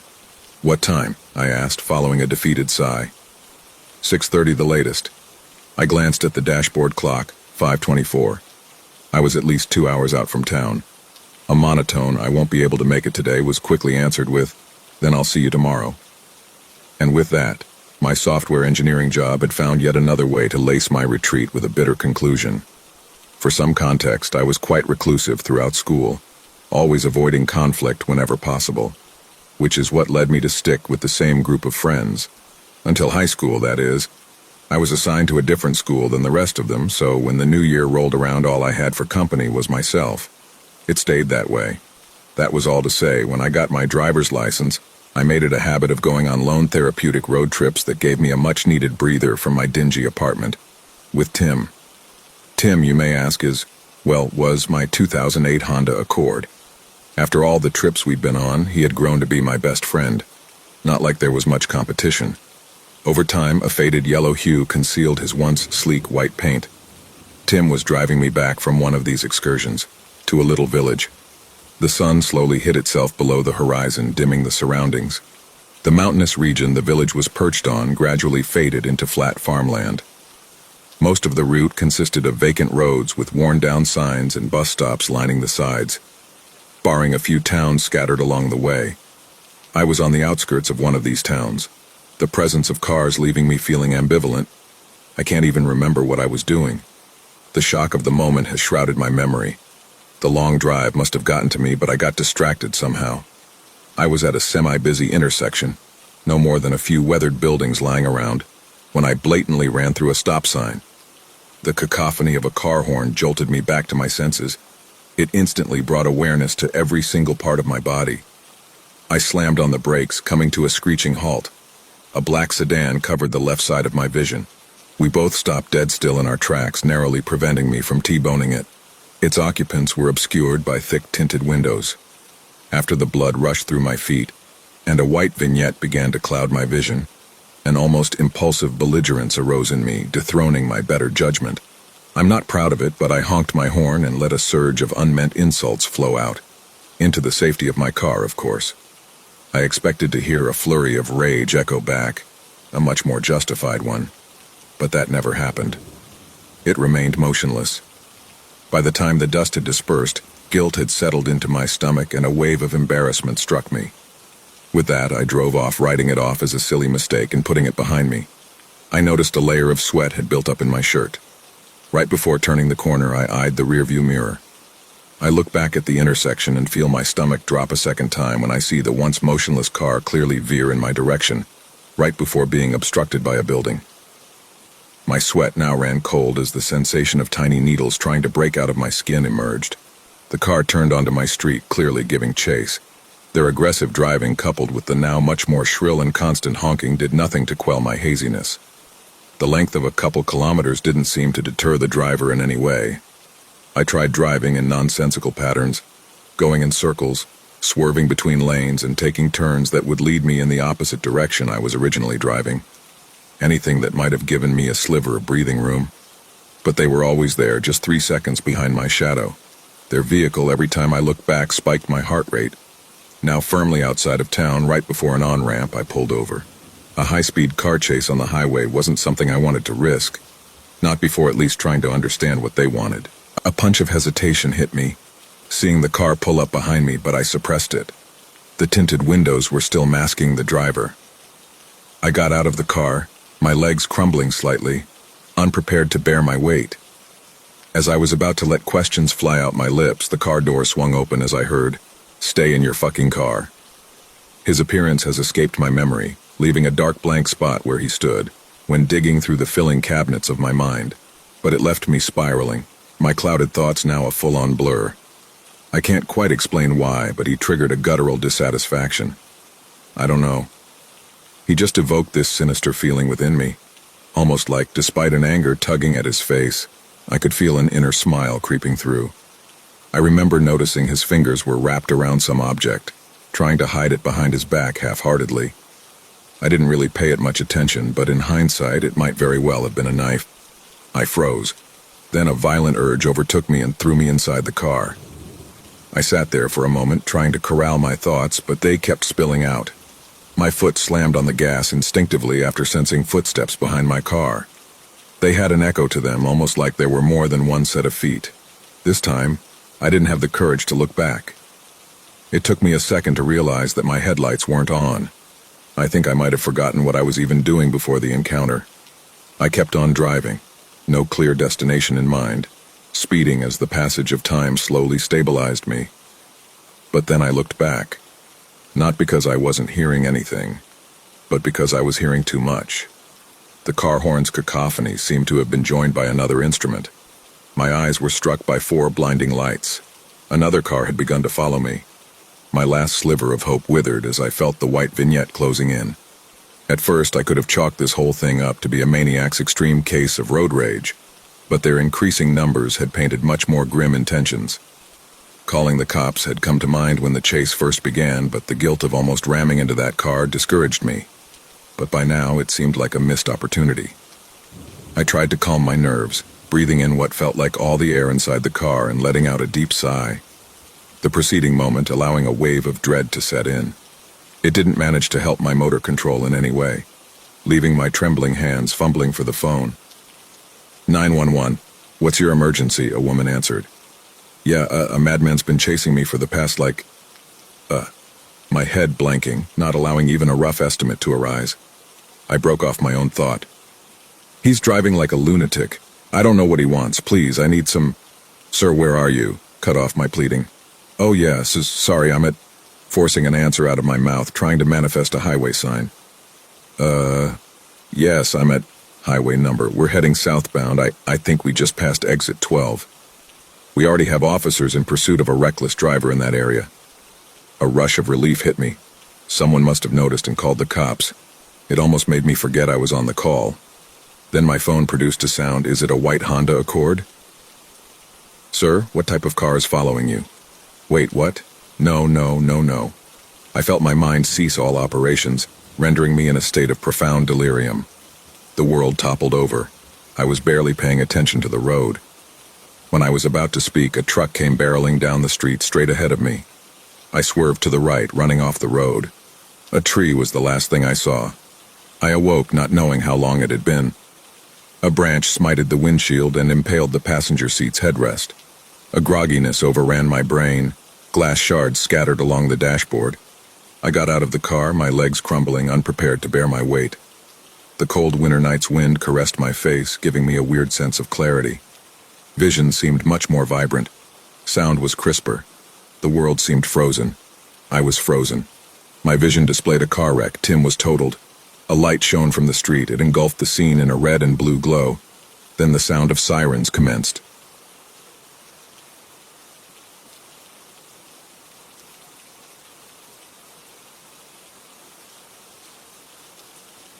I can't remember the last time I saw the sun.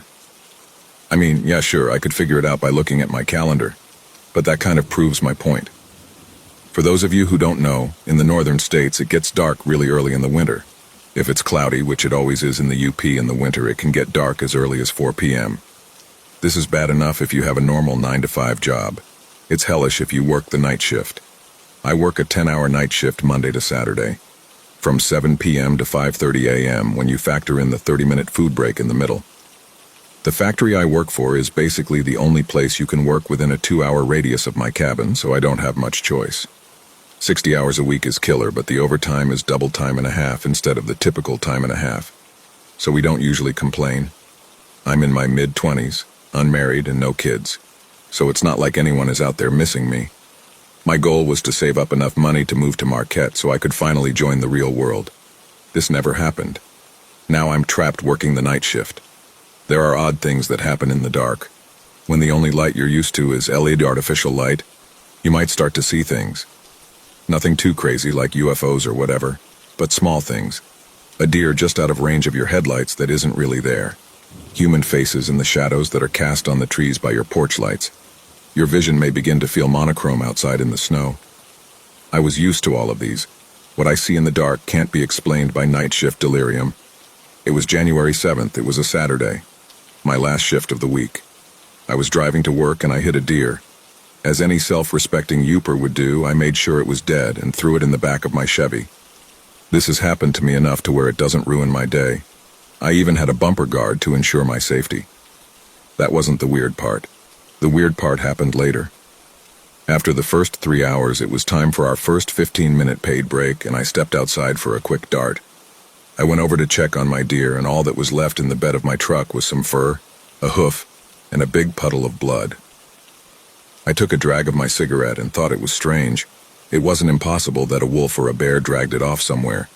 But bears aren't very active in the winter, and wolves tend to steer clear of the factory. My next thought was maybe a cop rolled up and took it. Also a likely situation. The DNR doesn't like undocumented dead deer. The lack of citation under my wiper blade made that scenario unlikely. My train of thought was broken when the ash from my cigarette cascaded into the blood pool. It shook me back to reality, and I realized that I only had a couple minutes to get back to the line. I went back inside and didn't think about it for the rest of my shift. On the drive home, I couldn't help but notice just how overwhelming the dark was. It was cloudy and it was a new moon. On top of that, it was unseasonably foggy. I couldn't see anything past my windshield. I was driving slow, even slower once I got to my road. The road I live on is way off the beaten trail. Just a middle-of-nowhere road. The land that isn't lived on is typically used for timber by various lumber companies. It was thick forest until suddenly and randomly there would be a massive barren clearing. While I was driving past one of these clearings, the fog broke up and I could have sworn I saw someone standing out in the middle. I tried to focus on the figure, but when I looked back, it was gone. I pulled into my driveway and slowly drove down it. The trees felt like they were closing in on me, as if they were massive skeletal hands trying to grab at me. I was beyond exhausted, and I was certain my brain had betrayed me. I just needed my standard 20-hour end-of-week sleep, and I could put this all behind me, right? Wrong.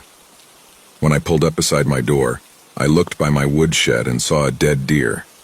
I got out of my truck, pulled out my pistol that I always keep on me because of the dangerous wildlife, and walked over to the deer. Before me laid a deer that had clearly been fed on. The deer was also missing a hoof. As quick as I could without panicking and bolting, I went inside. I locked the door to the wood storage room, locked the main door, and made sure the windows and back door were all closed and locked. I didn't even take the time to turn on the generator. I just started a fire in the wood stove, heated up a can of New England clam chowder for dinner, and went to bed. Other than the low orange glow coming from the little window on the wood stove, it was completely dark. And as I drifted off to sleep, I swear I heard someone trying to open my front door.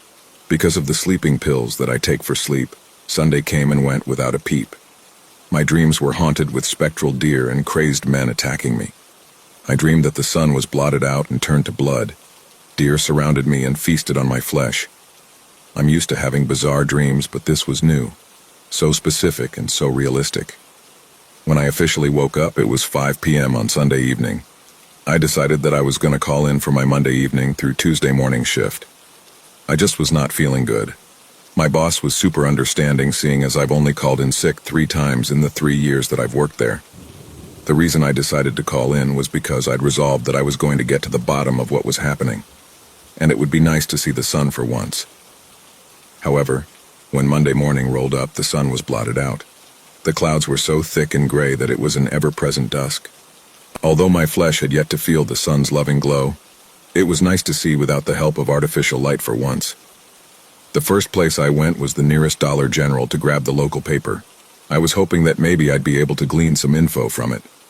I'm not sure what I was expecting to find, but I figured it'd be a good place to start. The weekly newspaper I bought had a bunch of nonsense as usual. One title claimed that a man trapped a werewolf at the nearest mystery spot. Another had a man ranting about a cannibal ring that operates out of fake hospitals. Just your usual small-town conspiracy stuff. The one that caught my eye was about the local asylum. Allegedly, one of their more violent inmates broke out last week. They described him as having long, scraggly salt and pepper hair and a big unkempt gray beard. The orderlies said that he had unusual strength for his stature, that he was prone to biting off and eating people's fingers. The reason he was there is due to the fact that he'd murdered and consumed his family back in the 90s. His lawyers managed to get him instituted instead of imprisoned by pleading insanity. I decided that this information might be relevant, so I tucked that away in my mind. I then decided to go to the library to see if they had any more information about this man. My old friend and neighbor, Eric the librarian, led me straight to the old news that they kept on file. Eric, so you heard he escaped, huh? Me, yeah, I'm just curious. Want to make sure I'm safe, you know? Eric, the odds of him surviving this long is unlikely. It's been sub-zero for the past month, not to mention the fact that he's in his 60s now. I think we're going to be okay. Me, maybe. I just want to be sure. The library wasn't much help. His name was scrubbed from the record for some reason. His occupation was also scrubbed. Eric said it's because he was the old sheriff. He said that it was a huge conspiracy by the sheriff's department to keep their public image up. I guess that could be true. Wouldn't be the first time the cops of our town did a major cover-up. Allegedly, this same sheriff was busted for meth and PCP a few different times, but cops gonna cop and they covered it up. These drugs he had weren't normal. They were laced with something called pitch on the streets. It caused violent outbreaks, hysteria, and it turned off your pain receptors to give you perceived increased strength. Assuming these are the same guy, that might answer some of the crazed strength claims. It was getting dark by the time I left, so I figured it was time to head home. The drive would take roughly 40 minutes, and I wanted to get back before it got too dark. On the way home, there was a man walking along the side of the road. He was wearing blue jeans, a red checkered flannel coat, and a gray beanie. As I approached him, he stuck out his thumb for a ride. I slowed down. I had no intention of picking him up, but I didn't want him to jump out in front of me. Then I saw his face. He had a long, unkempt gray beard, and his face was framed in salt and pepper hair. I hit the gas and sped home. When I got there, I locked up, loaded my gun, and went to bed. On Tuesday night, I had to return to work. I didn't want to, but I figured getting back into the swing of things would be good for me. I was only a month or so away from being able to move out. I needed to see this through. I was driving down my long and winding back road when I saw a body laying in the ditch. The person kept bobbing up and down like they were trying to get up. As I got closer, I saw all the blood. I was worried that it was the old sheriff, but they weren't wearing the red coat. I slowed to a crawl and then parked my truck. I pulled out my pistol, ready to shoot if I needed to. I crept up to the scene and I saw the man. His face and beard was covered in blood, but it wasn't his. He was on all fours, burying his face into the stomach of a dead wolf. The snow under my feet crunched and he whipped around and roared at me. The wild man. He lunged at me, brandishing a buck knife. I let out a scream as I put a few rounds right in his chest. He roared in pain and slumped over. My heart was pounding. My ears were ringing. My blood ran cold with adrenaline. I waited a few minutes before I approached the body. I kept my weapon drawn as I inspected him. I used my boot to roll him over. He was down. As I began searching him for identification, his eyes shot open. He stabbed me in my thigh with his buck knife. I screamed in pain as I backed away. He then got up and began coming towards me. He didn't stand up, however. He was on all fours like an animal. He was grunting and groaning. Blood gurgled from his mouth. In the assault, my gun was flung from my hand and I was helpless. As he loomed over me, I saw his eyes. They were dark, not brown but black. I couldn't see any cornea, no iris, just pitch black eyes, darkness. He pulled his knife from my thigh and cut my pant leg off. He looked at me, smiled, then sunk his teeth into my calf. The pain was unbearable. With each bite, he tore chunks of flesh. I gave up. Like a rabbit caught in a snare, I had resigned myself to death. Tears streamed down my face as I waited for the blood loss to send me into the eternal darkness of death. Then I heard it. Eric. Hey, get off him. It was Eric. By some miracle, he was going home from work while I was heading to work and saw the ordeal. Then I heard the gunshots. 5 distinct shots from a pistol. The wild man howled in pain as he ran off into the woods. I looked at him one last time, his bent body illuminated in the moonlight. We locked eyes. He let out a blood-curdling wolf howl and he bounded away. The next thing I remember is waking up in the hospital. Apparently, Eric drove me to the local hospital, but they then had to airlift me to the big hospital in Marquette. They couldn't save my leg. They had to amputate it from the knee down. I'm now being advised on my prosthetic. I just figured I should tell someone what happened. I just hope the old sheriff or whoever the wild man is gets caught. It's been 6 months since the wild man took my leg. Eric keeps me updated on the search. The wild man has killed and consumed 8 people. I haven't gone back there. Not yet. For now, I'll stay in my apartment in Marquette healing and getting used to the new leg. I'm slowly getting better. I refuse to be out after dark. Every shadow reminds me of the darkness of the wild man. The lights always stay on in my apartment. The only safety I feel is in the light and in the sun when I can see. But every now and then, when the moon is new and the expanse is veiled in clouds, I lay awake in my bed, listening, and I swear I can hear tapping at my window.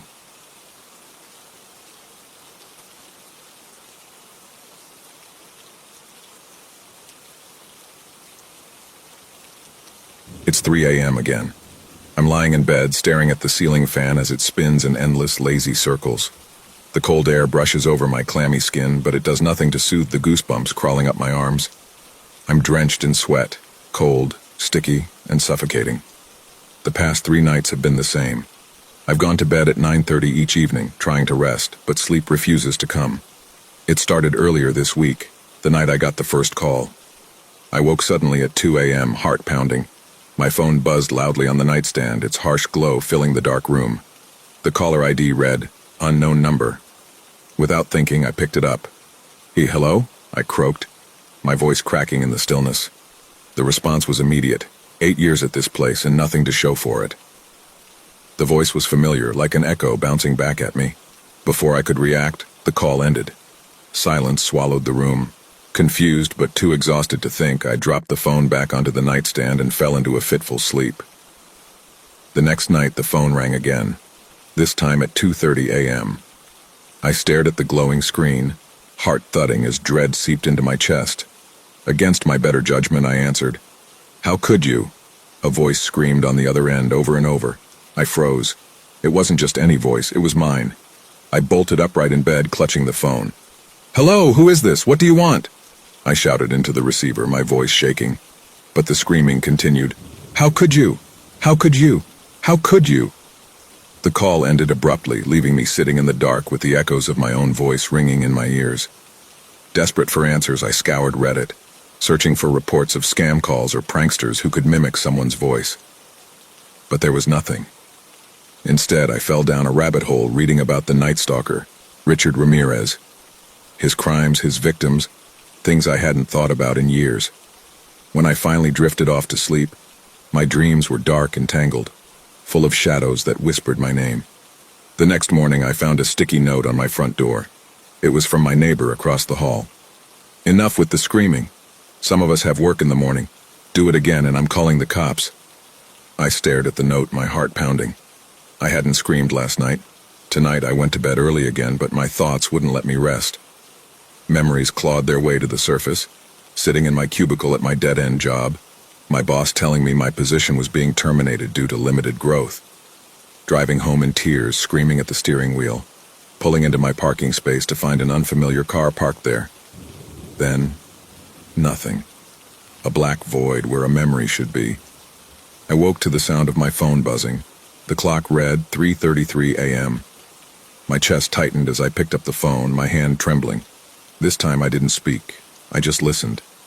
"Don't open the door," my voice said mockingly, followed by unhinged laughter that made my blood run cold. Then the line went dead. Before I could process it, a soft, playful knock echoed from my closet door. My stomach turned and the air grew thick with the putrid scent of rot. I sat up in bed, my body moving on autopilot. My feet touched the cold floor, and I began walking toward the closet as if pulled by an invisible string. The closer I got, the stronger the smell became, metallic and rancid like something long dead. My hand hovered over the doorknob, shaking violently. Suddenly, a thunderous banging erupted from the front door. "Greenville Police! Open the door! We know what you did! Don't make this worse for yourself!" I froze, my mind spinning. Which door was the voice on the phone talking about? Panic surged through me as I stumbled into the kitchen and shoved the refrigerator in front of the apartment door, my breathing ragged. I slid to the floor, pulling my knees to my chest. My body rocked back and forth as laughter bubbled up uncontrollably from deep inside me. "Which door?" I whispered to myself, the question circling in my mind. "Which door?" The knocking from the closet grows louder, rattling the door in its frame. Then it stopped. My breath hitches as I hear the door creaks open from the next room, spilling darkness into the room.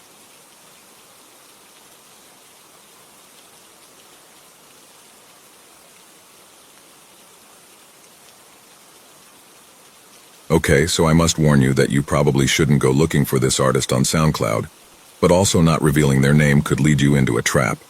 So hear me out and don't listen to Hypnobass. If you are someone like me, which is already unlikely, and listen to electronic music casually, SoundCloud, and moreover probably enjoy listening to DJ sets.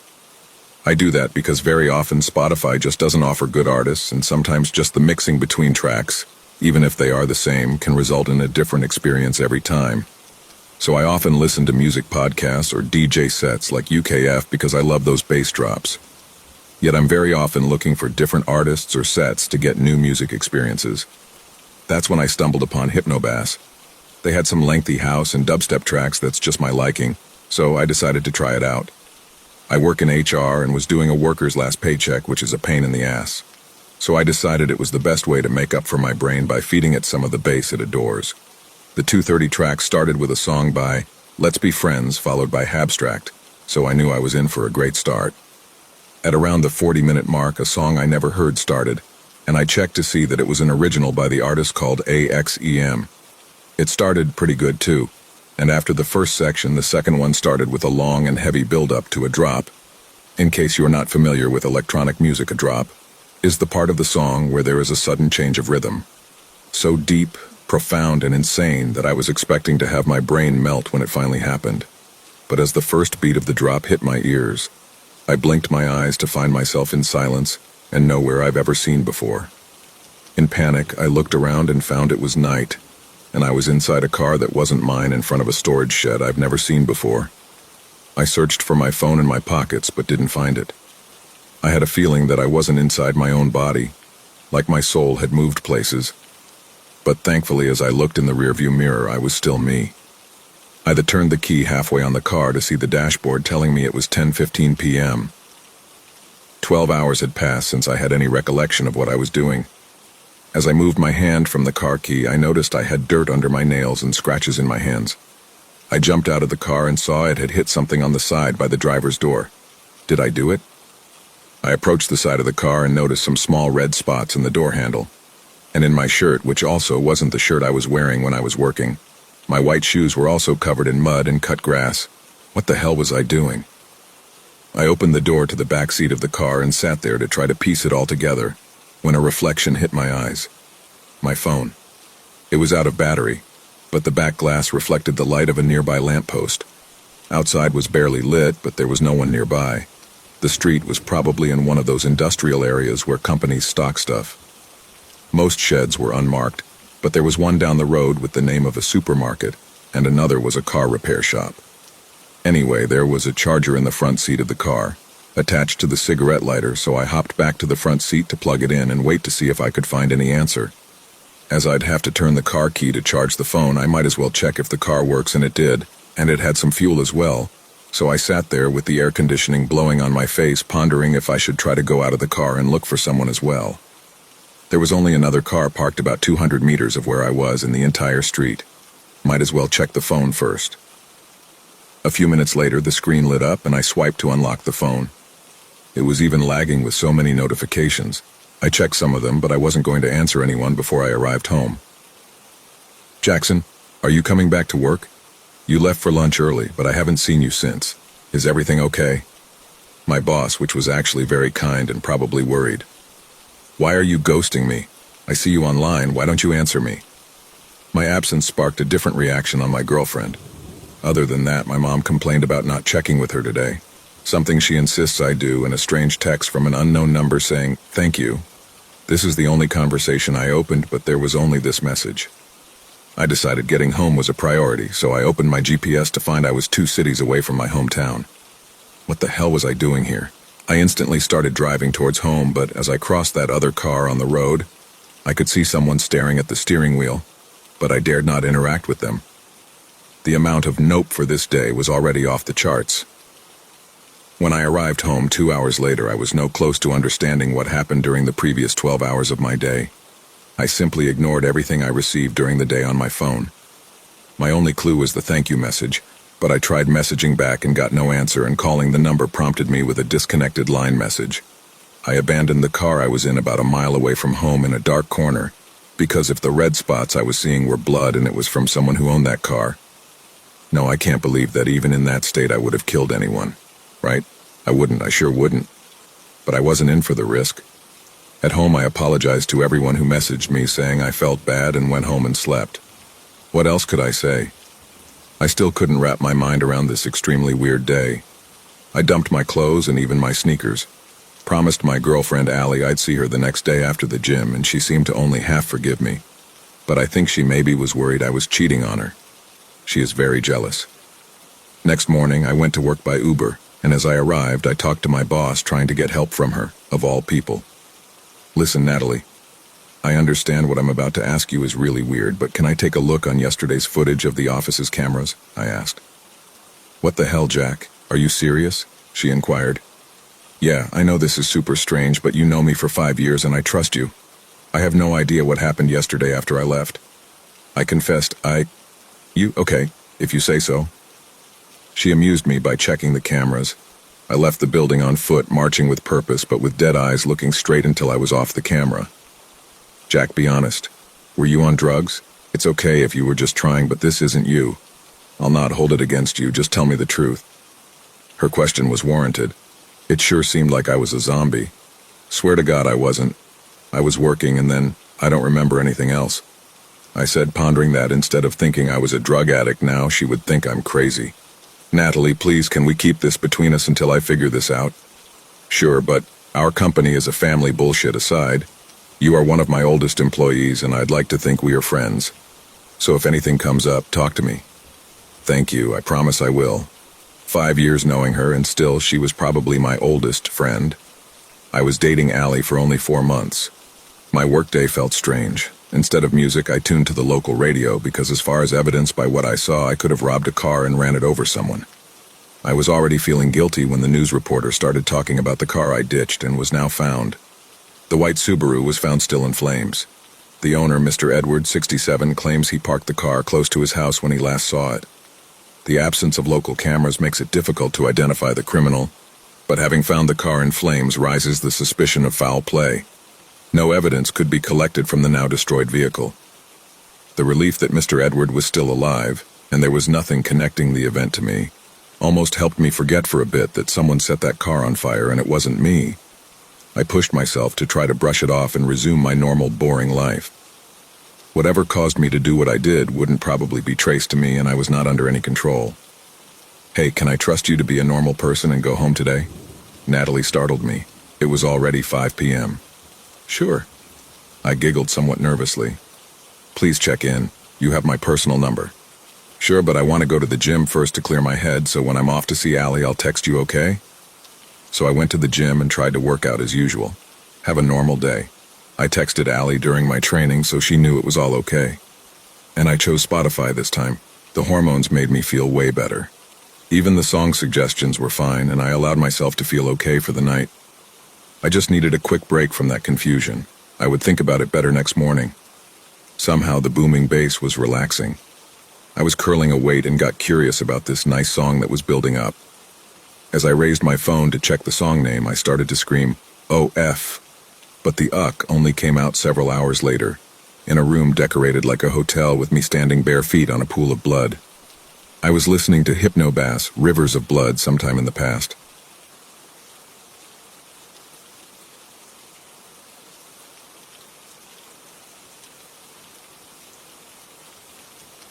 I never thought I'd fear something as small as a house lizard. Growing up, they were just part of the background, especially when you live in Australia, the land where the devil keeps his pets. A faint clicking sound in the evenings, the occasional darting shadow on the wall, at least they are harmless compared to having a snake in your toilet. But now I can't hear that sound without feeling like my chest is caving in. It all started a few years ago. I was still living at home back then in a small house near the edge of the woods. The house was old and lizards were frequent visitors. My parents never minded them. They eat the bugs, my mother would say. But to me, they were unsettling. Their slick, translucent skin, the way their eyes bulged out as if they were always watching. The turning point came one evening during a power outage. I was sitting alone in the dark, reading by flashlight in my bedroom. That's when I heard it. Ch-ch-ch. The sound was close, too close. I swung my flashlight around, its beam slicing through the dark. There on the wall above my bed was the largest house lizard I'd ever seen. Its tail twitched and its head tilted toward me as if it was sizing me up. My heart started pounding. I grabbed a broom and tried to chase it out, but the moment I swatted near it, the thing darted toward me. It was so fast. Too fast. I stumbled backward, tripping over my desk chair and falling hard onto the floor. I swear I could feel it land on me for a split second before it disappeared into the shadows. That night I barely slept. Every time I closed my eyes, I imagined its cold, clammy skin crawling over me. The next morning I found myself inspecting every corner of the room, sealing every crack and crevice I could find. Ever since that night, the clicking sound of house lizards became the sound I hate the most. When I moved into my own apartment years later, I thought I could finally leave the trauma behind. This was my space, clean, sealed, and free from cracks and crevices. I took every precaution, spraying repellents, sealing gaps, and keeping food securely stored. But the clicking sound followed me. At first it was faint, almost inaudible. I convinced myself it was just the pipes or the wind. But as the weeks passed, the sound grew louder and more frequent. It always came late at night when the world was still and my guard was down. One night, the sound started again. Ch-ch-ch. It was coming from the corner of my bedroom. My stomach twisted as I stared at the wall, praying the noise would stop. But it didn't. It grew louder, deliberate, taunting. I grabbed a broom and turned on every light in the room. My heart pounded as I searched every corner, the living room, under the bed, inside the closet. But there was nothing. No lizard, no cracks, no explanation. The room was empty, yet the sound continued. Over the next few nights, I barely slept. The clicking sound seemed to move. One night from the wall, another from the ceiling, then behind the cupboard. It was relentless. I became obsessed, setting traps, lining the walls with sticky pads, and keeping a flashlight in my hand at all times. Then, one night, I heard something new. A faint shuffling like footsteps. I froze. The sound was coming from the living room. My heart hammered as I tiptoed to the door, gripping the broom like a weapon. I peeked into the darkness, and that's when I saw it. A figure crouched by the window, its silhouette barely visible in the moonlight. It wasn't a lizard. I turned on the light, and my blood turned cold. A middle-aged man with ragged clothes and unusually thick beard was crouched there, his head tilted unnaturally, his lips curling into a grin. Ch-ch-ch, he clicked, mimicking the sound perfectly. In his hands, I saw a bar of chocolate. My bar of chocolate I bought earlier that day. My breath caught in my throat as his head bobbed side to side, his eyes wide and unblinking. He tilted his head further, like he was studying me, enjoying my fear. My body froze, paralyzed by the realization. The sound wasn't coming from a lizard, it had been him all along. I screamed and lunged for the door, slamming it shut behind me as I ran into the hallway. When the neighbors arrived, they found no one in the apartment, no sign of forced entry. But I knew what I'd seen. I stayed at my friend's apartment later that day.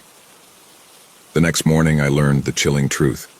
The man was a squatter who had been secretly living in the unused attic above my apartment for weeks. I didn't know when exactly he started squatting, but he knew the layout of my apartment well. Probably he spent countless nights observing my movements from above. At some point, he had carefully carved a small hidden hole in the ceiling just above my teakwood cupboard, a spot so inconspicuous that I never thought to inspect it. Through that hole, he had been sneaking into my apartment to steal some food, especially when I was asleep. The landlord evicted the man soon after. His presence had been hidden by his peculiar condition, Tourette syndrome. His tics, including the strange clicking sound, had been mistaken for house lizards, something that the previous tenants had ignored. I guess nobody had a house lizard phobia just like me, but that didn't ease the terror I felt. Knowing that he'd been silently watching me, hearing his distorted tics echoing through the walls, left me unable to ever truly feel safe in my own apartment again. Now ask yourself, are those random sounds you hear while reading this story really just random? How sure are you that you're truly alone at home?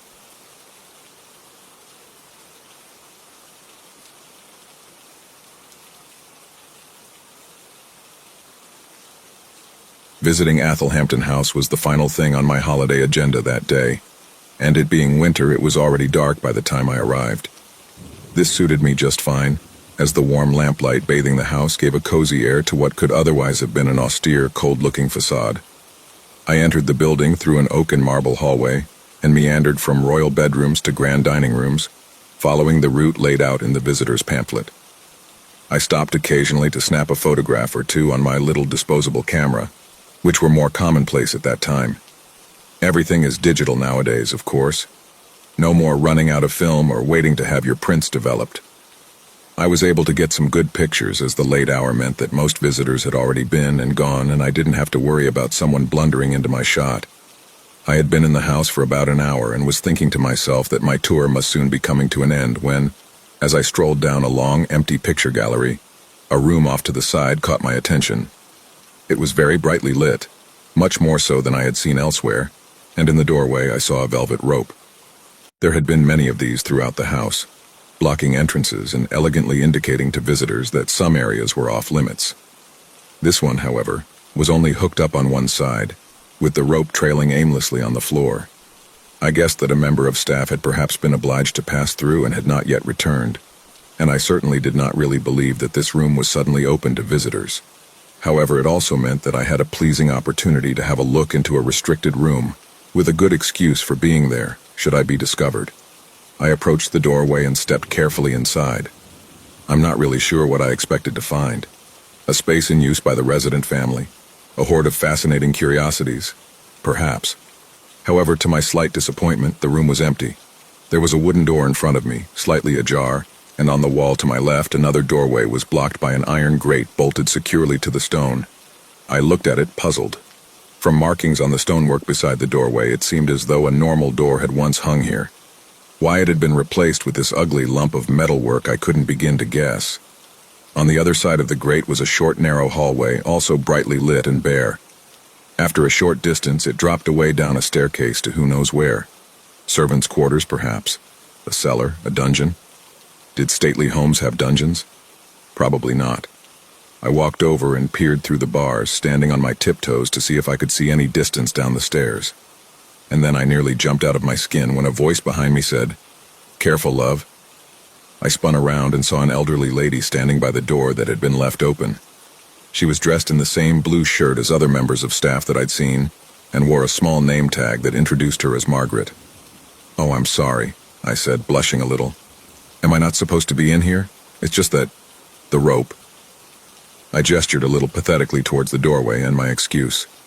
Margaret looked over at it, her blue eyes twinkling. She smiled at me. No, she said. "My mistake, but yes, this room is off limits." I moved back towards the hallway, stammering another apology. The old woman waved it away. "It's quite all right, young lady, no harm done." I paused at the doorway and, seeing that Margaret seemed to be a friendly sort, decided to push my luck a little. "Do you mind if I ask what's behind the grate?" "Oh," she exclaimed, "that's just the staircase that leads down to the man with too many eyes." I stood still for some seconds, staring at her. Then I said, "The man with too many eyes." "Yes," she said in a cheerful voice. "He's all sorts of trouble, which is why we have to leave all the lights on. He can't stand the light because of all the eyes." She was nodding her head enthusiastically as she spoke, her gray curls bobbing up and down. I scrabbled for the pamphlet in my bag. "I don't recall reading about that story," I mumbled. Is it a recent legend?" "I'm not sure," answered Margaret. "He's been here as long as I have, and likely a lot longer. Most people don't know about him, of course. I probably shouldn't have told you. And of those that do know, they don't like to come near his rooms because of, well, all the trouble." I followed her gaze to the floor near the grate and saw a large scratch in the wood, and a stain where something dark had been spilled. Margaret was staring at me, her blue eyes wide and earnest. "I come in every night to check that the lights are on. They're well maintained, of course, by people braver than me, but it never hurts to check." She pointed at the grate. "That's just a temporary measure until they replace the door." "What happened to the door?" I asked. She opened her mouth to answer, but didn't get the chance, because the lights went out. I flinched in the sudden darkness and looked out into the hallway, towards the windows. No light came through, and with no moon that night, we found ourselves standing in absolute blackness. "I think there's been a power cut," I ventured. "Oh dear," replied Margaret, her voice a little slow, almost dreamy. I intended to say something comforting, maybe that the power would surely be restored soon. Perhaps I could attempt to lead her out to the hallway where I vaguely remembered there being seating. But I said nothing because, in the silence of my hesitation, I became aware of a noise. I listened intently and realized I was hearing the sound of running coming from the direction of the metal grate, of bare feet moving in long strides over stone, followed by the fast step of someone moving upstairs. As the footsteps grew nearer, I could hear that they were accompanied by another sound, like heavy breathing or grunting. Something hungry and desperate. I cowered back against the wall, one hand pressed against my chest, my eyes locked on the darkness ahead of me, unseeing but expecting. And then there was a loud metallic crash, and I realized that the approaching entity had collided violently with the metal grate. Beside me, Margaret again whispered, "Oh dear." The footsteps had stopped, but the sound of awful breathing continued, somewhere directly ahead of me, and only held back by a metal grate that suddenly seemed horribly insufficient. As the seconds passed in the blackness and I stood frozen in fear, the awful grunting grew louder, alternating between drawn-out grunts and rapid gasps of exertion. An idea formed in my mind, and I dropped my hand to my pocket, drawing out my little camera. I raised it up in front of me, pointed it towards the noise, and pressed the shutter. The flash exploded into the room, momentarily bathing it in a bright, cold light. I saw the man, I saw his wide mouth, and I saw his eyes. All those horrible eyes. And I saw impossibly long arms stretching through the grate some 15 feet in front of us, his fingers mere inches from my face. Saw them recoil back into the figure as he shielded himself from the filament's glare. I screamed and flung myself to the side. I heard his wailing cry of pain, and once again the sound of running, this time away from us, heading back down the stairs. I sat frozen on the floor, my back planted against the wall, blind once more, but with the horrendous image of what I had just seen burned into my eyes. I heard Margaret nearby whispering something to herself, over and over, her voice soft and trembling. But I didn't pay her much attention, as on the edges of my hearing came, once more, the footsteps. They were slower this time, more cautious, moving back this way. I reached out a flailing hand in the darkness and grabbed Margaret, feeling her flinch and hearing her cry out. And then, staggering to my feet, I began to move back towards where I remembered the hall doorway being. I reached out blindly in front of me. My breath heavy and fast, I tried to move as quickly as I could, horribly aware of the approaching footsteps and those desperate, hungry grunts. And then the lights came back on. A scream tore the air, louder than before, screeching its agony out into the world. My head snapped around back towards the grate, but, suddenly blinded by the brightness, I saw nothing. Just the sound of wailing and receding footsteps into the dark belly of the house. Margaret and I walked hand in hand back to the entrance, neither of us saying anything. I deposited her into the caring hands of a colleague whose scared expression suggested that she too knew what lurked beneath this fine building. Then I drove home. If you're wondering about the photo that I took, it came out surprisingly well. I had it developed, and sometimes I used to take it out and look at it, though never for long. His face is somewhat obscured by those otherworldly arms, but perhaps if you're braver than me, you can try to count his eyes.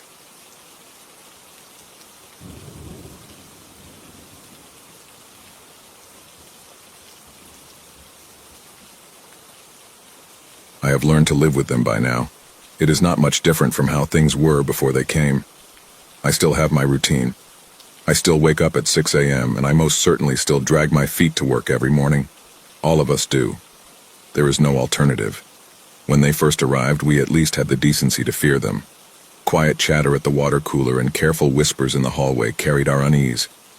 There was a shared anxiety, a collective tension, because we knew nothing. What are they? What do they want? Why are they not doing anything? Our little town quickly developed a system. At first, we communicated their whereabouts through hand-drawn maps and word of mouth. Soon, Facebook groups sprang up dedicated to this very purpose, and now, thanks to some local software engineers, we even have an app, documenting the locations and behaviors of unwanted visitors. There's an app for that. Regarding these creatures, our knowledge is lacking, to say the least. But we've learned a few things. 1. They come in the night. From where? We don't know. There have been sightings of them crawling out of drain wells, jumping from rooftops, and somehow squeezing themselves out of pipes. However, I can't confirm any of this firsthand. I've never seen them move. 2. Once they find a spot, they seem to return to it every night. It's almost as if they enjoy things. Of course, this makes it easier to document their locations, but it has drawbacks too. For example, our next-door neighbors have a window in their bedroom that faces the complex courtyard. One of them took a liking to that very spot. Imagine trying to get ready for bed every night while one of those things stares at you with its small, black, beady eyes. Needless to say, our neighbors haven't opened their blinds in over a year. 3. The only thing they do is observe. If you encounter one, it won't move, it won't touch, threaten, or harm you, but it will watch you. As for why, we still have no idea. 4. They seem to be local to our town. I haven't heard of sightings anywhere else, and the only channel that covers them is our local news. The police department is aware of them, but they're the only authority that even acknowledges their existence. We've tried contacting every government agency imaginable. The FBI, CIA, Homeland Security. But no one has done anything, apart from silencing those of us who try to go public. We're on our own. That's the extent of what we know. As you might imagine, many theories have emerged. Most of them are biblical in nature or resemble fairy tales. Punishment for our sins, the rapture, that sort of thing. The most interesting theory I've heard suggests that they were once normal humans, sent by a foreign power to intimidate and destabilize us. But if you've ever seen one, you'd know immediately that they are not human. I still remember my first encounter. The first encounter anyone ever had. It was a foggy Thursday night, just past midnight. I'd stayed late at the office, finishing up a report that wasn't due for another week, but anything to avoid the silence of my apartment. The streets were deserted as I walked home, the dim glow of streetlights failing to cut through the mist. That's when I saw it. At first I thought it was a person. A shadow slouched against the wall of the laundromat. But as I got closer, my steps faltered. It was taller than a person should be, impossibly thin, like someone had stretched it. Its limbs were too long, dangling in strange angles as it hunched forward. It didn't seem to have a face, not really. Just smooth, pale skin that shimmered slightly in the light. And then there were the eyes, two small black beads, unmoving, unblinking, fixed directly on me.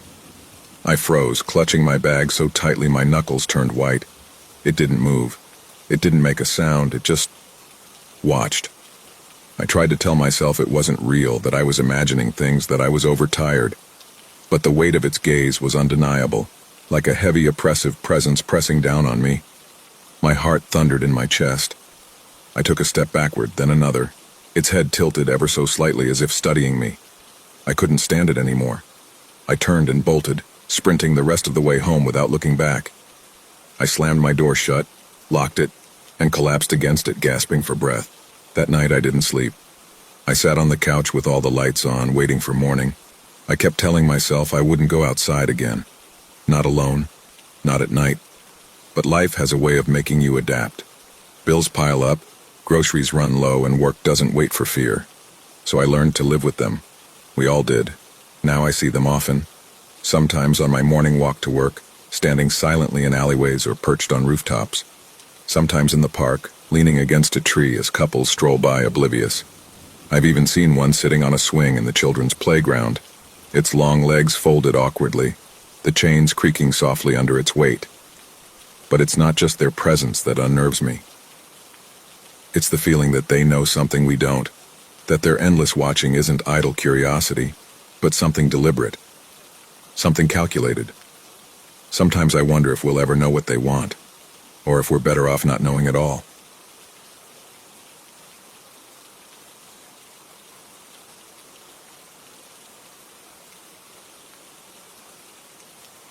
It's 1:46 p.m. on a Wednesday and I should be heading to my genetics class, but my body isn't cooperating with me. I'm in the middle of nowhere and I'm scared out of my mind. I need help. Here's what I know. This all started last Saturday. My friend Iris had invited me over, saying she had gotten her hands on some acid and wanted to trip together. She's a bit older than me, but we met at work and have been inseparable ever since. I trusted her like I would an older sister.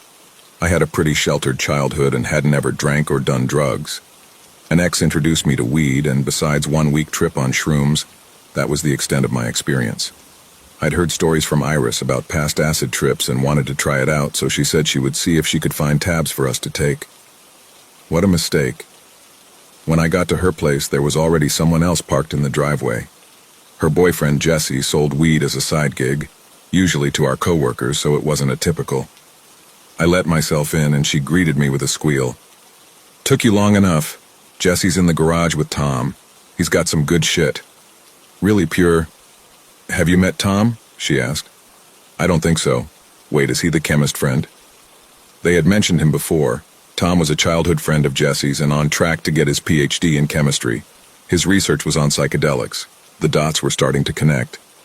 "Yes, I can't believe you guys haven't met yet. He's been working on a compound variation and swears this shit is the best the lab has ever made." She led me to the garage where the guys were smoking a blunt. The familiar skunky sweet smell enveloped me and we joined their rotation. Iris introduced us and Tom was friendly. "About time I put a name to the face. Iris never shuts up about you." This was something I'd heard often when meeting Iris's other friends. I'd never had such a loving friendship. She would often joke that we'd run away together, and Jesse and I would share a look, bonding over her nonsense. We stayed in the garage for a while, chatting and smoking before Tom got ready to leave. He passed a Ziploc containing a single strip to Jesse. "Have fun and be careful. Just remember, don't look in the mirror on this stuff, it'll mess you up." He said the last part with a tinge of seriousness. We all said our goodbyes and he drove away. "What did he mean about the mirror?" I asked Jesse. Despite my excitement, I was a little nervous. Jesse laughed. "Don't worry, just a general precaution. Things get weird on acid and you won't look like yourself. It can be easy to get spooked and ruin the trip, but you'll be fine." I was satisfied with his reassurance. Jesse had begun dabbling with drugs at a young age, and I trusted his vast knowledge. "All right, it's time. Let the trip begin." Iris held up the bag and excitedly danced around us. Iris and I ceremoniously placed a tab under our tongues and waited for it to dissolve. Jesse, ever the gentleman, would wait to take his until after our come-up to make sure I reacted okay. After about 45 minutes, things started moving in my peripheral. A non-existent breeze making everything sway ever so slightly. Colors started becoming more vibrant and I couldn't stop giggling. "It's happening," Iris exclaimed, joining my laughter. Jesse left to take his tab, taking my surge of joy as a good sign. Iris had prepared for the trip with an arsenal of activities for us to enjoy. We blew bubbles, listened to records, tried an assortment of fruits, painted and watched cartoons. We were having a great time. Hours had passed when suddenly I became very aware of my full bladder. I stood up and announced to the pair that I needed to pee. Iris and Jesse doubled over in laughter. "Don't get lost in there," Iris responded in a silly sing-song voice. What a fitting warning that would turn out to be. I entered the bathroom, stumbling a little as if I was drunk. Using the toilet was the strangest feeling I'd had yet that night, and I giggled to myself. I went to the sink to wash my hands and noticed my reflection in front of me. I was looking at the bottom of the mirror, watching the print on my shirt dance before my eyes. I slowly took in more of my reflection, moving up to my mouth, staring at the distorted reflection of my smile. It seemed too wide, but I'd gotten accustomed to everything being a little off throughout the trip. Warning bells started ringing in my mind, and Tom's words came back to me. As I was processing, my gaze shifted upwards involuntarily, as if someone was lifting my chin. I made eye contact with myself. My eyes were wrong. They contained empty blackness with an impossible depth instead of the amber they were supposed to be. A feeling of panic set in, quickly replaced by the rush of movement. Kind of like when you drift asleep and wake up to the feeling of falling. I blinked, and when I opened my eyes, all I could see was a metal door, maybe 20 feet away. It was lit by a white orb in front of it. I whimpered. I was completely sober in that moment and looked around. Impossible darkness, blacker than black, was behind and below me. I closed my eyes again, hoping that when I opened them, I'd be back in the bathroom. But sadly, I had the same view. My mind raced with possible explanations until I noticed the orb was moving, ever so slightly. The consistency like a blob in a lava lamp. I stepped closer and the orb grew brighter, only illuminating the vast darkness around me. I must be having a bad trip, I thought to myself. I walked towards the orb until I was only a foot away. The light was incredibly bright now, and the orb looked like it was made up of thousands of tiny, independently moving lights. It was beautiful, and I wanted nothing more than for the orb to envelop me in its glow. I reached out a hand, and the orb seemed to mirror me, sending out a small tendril of light. It wrapped around one finger so cold my brain registered it as a searing pain. I tried to jerk my hand away, but it was stuck now, covering more and more of me. I started to scream from the pain, and before I knew it, my mouth was covered, muffling the sound. The frigid white matter moved up over my eyes, rendering me blind with its brightness. It blanketed my entire body. The cold was wrapped so tightly around me I felt like I couldn't breathe. I woke up in the dark. The orb was opposite the door now, farther away than before, making the vast blackness of the room feel suffocating. I rolled onto my side and felt the pressure of something underneath me, small and hard, digging into my ribs. I reached for it and breathed a sigh of relief. I had my phone in my pocket, and it must have fallen out when I rolled over. I unlock it and try to call Iris. Nothing. Of course, there wouldn't be any signal in this desolate prison. I look up and see that the orb has moved closer, as if it sensed that I was up and moving again. It has its tendril reaching out to me. I get to my feet slowly and back away from it. The tendril grows longer, getting closer to me. I can feel the ache from it enveloping me earlier, and I cannot fathom feeling that pain again. I find myself bumping into the door. My hand reaches shakily behind me, searching for the knob, and to my surprise it twists open. I'm now in a room with an incredibly large screen. I can't tell if I'm laying down or standing. I see the bathroom again, but everything is muted as if there's a white veil. I wasn't in pain, but felt covered in a cold numbness. I was sitting in the bathtub and could hear banging on the door faintly, Iris yelling my name. I willed my body to move, but it's as if my body is disconnected from me. I got up and walked back to the sink, facing the mirror. I didn't want to look at my reflection again, fearing I'd end up in the same strange darkness, but I felt myself forced to look into my eyes. The blackness was still there for a moment, before shifting to amber. I felt relieved before seeing the sickly, wide smile that was still plastered on my face. My heart dropped into my stomach as I saw my body move towards the door. "What the fuck?" Iris yelled upon seeing me. Jessie looked concerned. I was relieved to see them. I wanted nothing more than to give Iris a hug and tell her the nightmare I had just endured. Instead, I heard myself speak. "Sorry about that."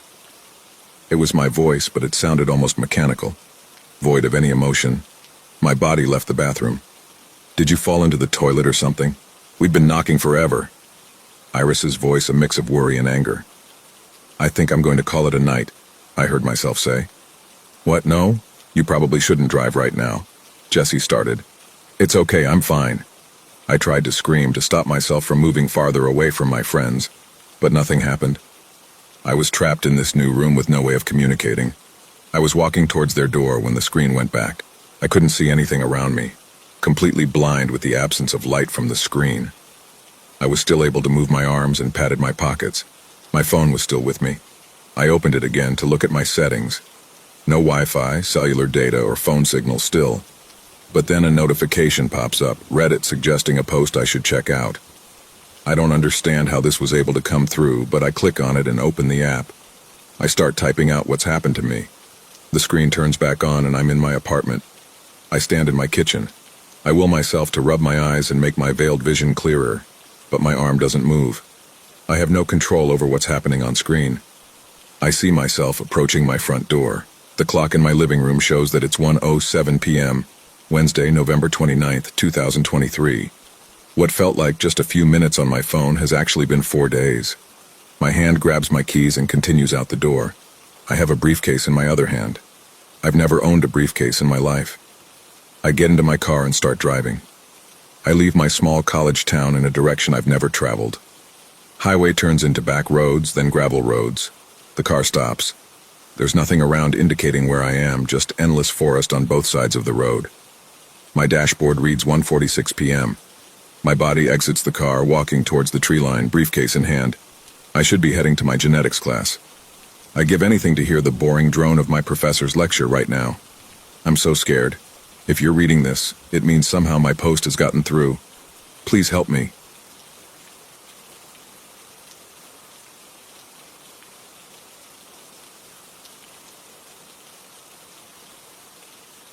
The house was ancient, its walls seeming to creak and moan even under the music blasting through the speakers. My friend Jenna had invited us, just a small group, to celebrate her cousin's new house. It's totally haunted. she said, laughing as we pulled up.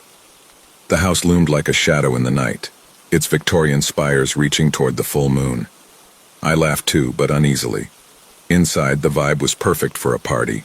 Dim, colorful lights danced across the walls and the smell of stale beer mixed with candles burning in every corner. There were about 20 of us, talking, drinking, playing games. It felt warm and alive, but there was something off. Every so often, I'd catch a movement out of the corner of my eye, like someone darting into another room. I told myself it was just the flicker of candles or someone playing tricks on me. But then others started noticing it too. "Did someone just walk upstairs?" my friend Liam asked, pointing toward the grand staircase. The music had just dipped, and everyone turned to look. The steps were empty, but I swore I'd seen a shadow shift at the top. "No one's up there," Jenna said, rolling her eyes. "The upstairs is still being renovated." That was when the lights flickered. We all laughed nervously, pretending it was nothing, but the air in the room felt thicker, heavier. "Power surge," someone suggested, though the music and speakers were still going strong. I decided to shake it off and grab another drink. The kitchen was darker than I remembered.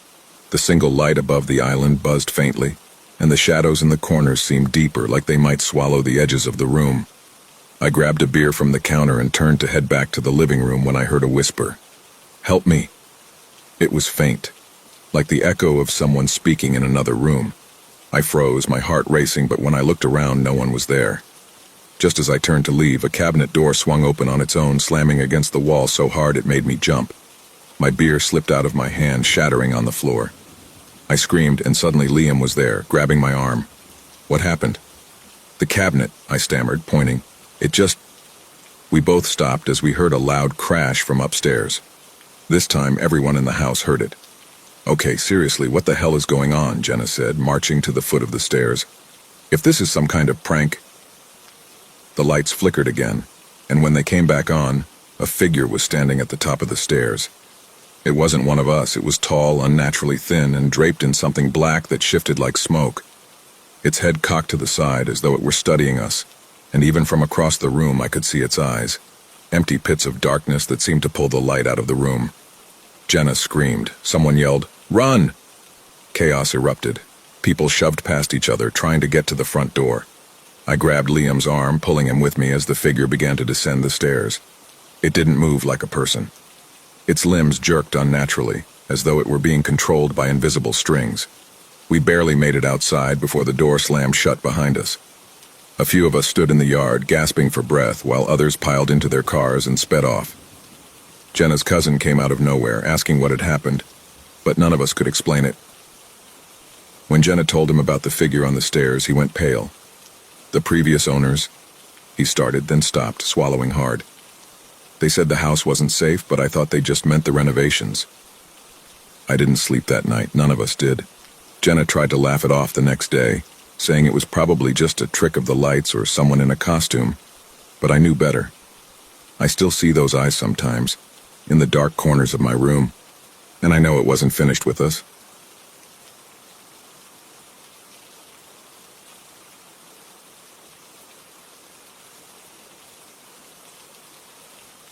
The opportunity came to me on a rainy afternoon while I was watching a documentary about recovering addicts. I received a pamphlet in my mail that advertised a free week-long therapy session described as innovative and eye-opening, completing with a promise that someone will be returning home feeling a new joy in each aspect of life, as if reborn, whatever that meant. I've been struggling for a long time, and my own therapist had raised his prices far too much for my financial status. A large corner of the paper was dedicated to the head of this event, a middle-aged brunette woman named Dr. Madison, and centered at the bottom were a phone number and email. Looking her and the project up online proved it was in fact real, and that she was a rising figure in her occupation praised for her unique approach to therapy methods. There were text boxes to fill with the usual personal information and why you were signing up. With nothing to lose, an hour later I had submitted my application for the project and got a response 2 days later, confirming I had been approved and was told the time, date, and location, and was instructed to pack some clothes as the entire session would take place in a large room furnished like an apartment, but in reality we were in a tall corporate building and would be supervised everywhere but the bathrooms.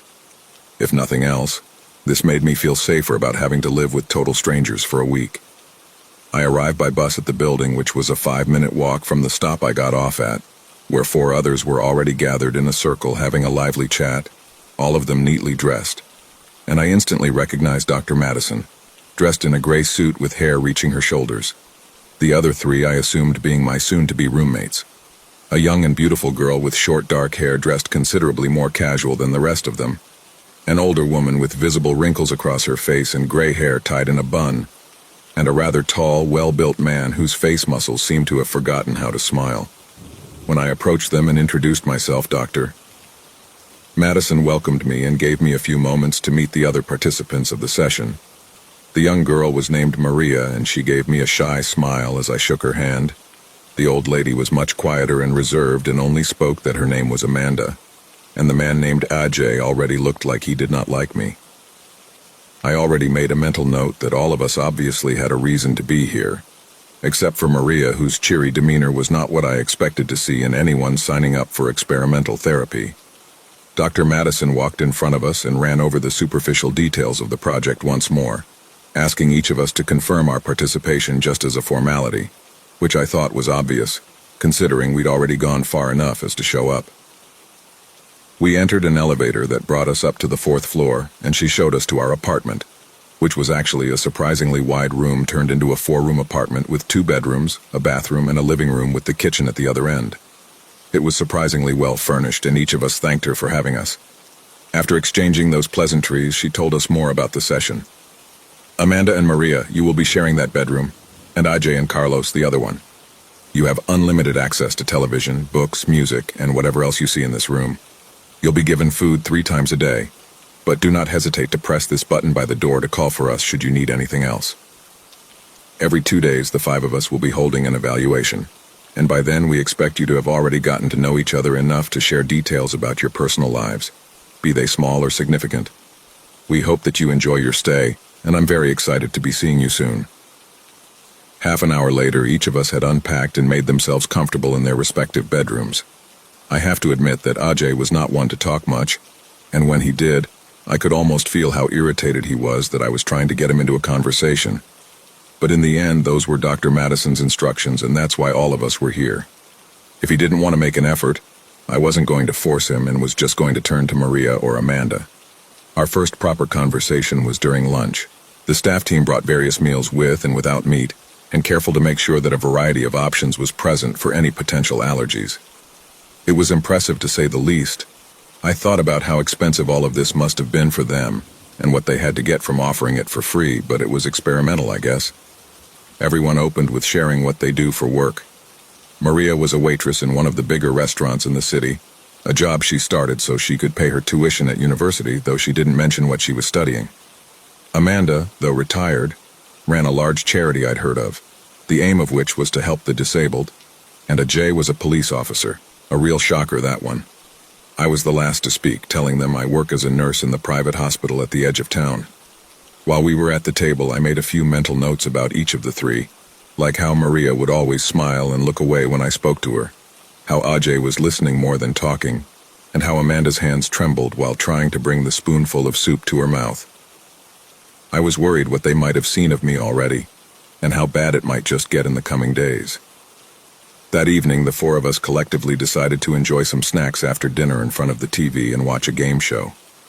After about an hour, Amanda had gone to bed saying she was exhausted and needed rest, while AJ matter-of-factly stated that he was bored and secluded himself in our bedroom with a book he'd brought himself, leaving me and Maria alone on the couch. Though having met only a few hours ago, I was enamored by her beauty and character, and we must have spent at least an hour and a half getting to know each other before she fell asleep on my shoulder. Her presence calmed me and helped me forget the real reason I was here, if only for mere moments. Maria's family never had a lot of money, and she was mostly providing for herself now, leaving her parents to care for her twin little brothers 2 hours worth of a drive away from here, and that before getting the job she had now, she was working 2 other jobs at the same time. I was happy to hear that she was starting to do better for herself. Not wanting to wake her, I leaned my head back on the couch and was fast asleep soon enough. The second day was rather uneventful, but that's not to say it wasn't going well. I noticed everyone was in a better mood than yesterday, and they were actually talking to each other. sometimes even laughing. I even had the pleasure of being asked a few questions by Ajay, who himself shared that his reason for being here was a scene he'd reported to a while back that left him thinking if he should hand the badge in and find work elsewhere. He didn't elaborate though, and I decided it was not my place to push him. As for Amanda, I saw her take out a handbag full of medicine, which had my heart drop for a second before she explained that she had to take them at various times of the day for her cancer treatment. She was surprisingly open about it, but still out of respect, I stopped asking questions after that. The meals that second day were much more enjoyable, and we seemed to start finding common ground together despite the age variety, Maria being almost 45 years younger than Amanda. We all stayed up a little later that evening and played a board game accompanied by a glass of wine for each of us but Amanda, who was adamant we don't pour it away lest we deem her the party killer. Again, after the game ended, only Maria and I remained in the living room, but I was too distracted by what I'd been trying to keep to myself since lunch earlier, and it was that my withdrawal symptoms were beginning to occur. I excused myself and quickly ran off to the bathroom and then straight to bed, leaving Maria confused and alone in the living room. The third day began with breakfast and immediately after it, our first evaluation from Dr. Madison. She was dressed elegantly, and accompanying her were two men who wouldn't speak and stood beside her on each side as she sat in front of us with a serious look, quite unlike her from what we had seen so far. "Good morning. From what we've seen so far, you've gotten comfortable with each other, that's good. Some of you have begun sharing more personal aspects of your lives, and others have been growing close, have you not?" She threw a glance towards me and Maria, who was sitting to my right, and then continued. "Now it's time for the real treatment to begin. Amanda, why don't you tell everyone here why you signed up for our session?" All eyes darted to Amanda, who lifted her eyebrows in surprise and cleared her throat. "Well, as I've told them, and you already, I'd love to have some support and advice while I am going through my cancer treatment. It can be a lot to deal with for someone on their own. Indeed, it can be. And have you shared with them that most of the money you make from your organization is actually not used to aid the disabled, but in fact goes for your medicine and other treatments?" Maria gasped while AJ threw Amanda a dirty look and shook his head. I was shocked too, of course, but I could understand it, to an extent. But why was Madison being so upfront and hostile about this? "So you use the money people send you to help those in desperate need to help yourself? They're people just as much as you are." I was taken aback by Maria's sudden blow towards Amanda, and she looked at her with an open jaw and hand to her chest as if pleading innocence, but was interrupted by Madison. Now, Maria, people go to great lengths when they are desperate, and while what Amanda is doing is not right from your point of view, I am sure she can explain it sensibly, like how you can explain manipulating your customers into leaving you more money, I assume." Her words seemed to pierce Maria's chest, and she was defeated. "I thought you'd keep our reasons to yourself," she shouted at her. "Yes, none of this will ever leave my mouth to anyone not involved in our project," were my exact words.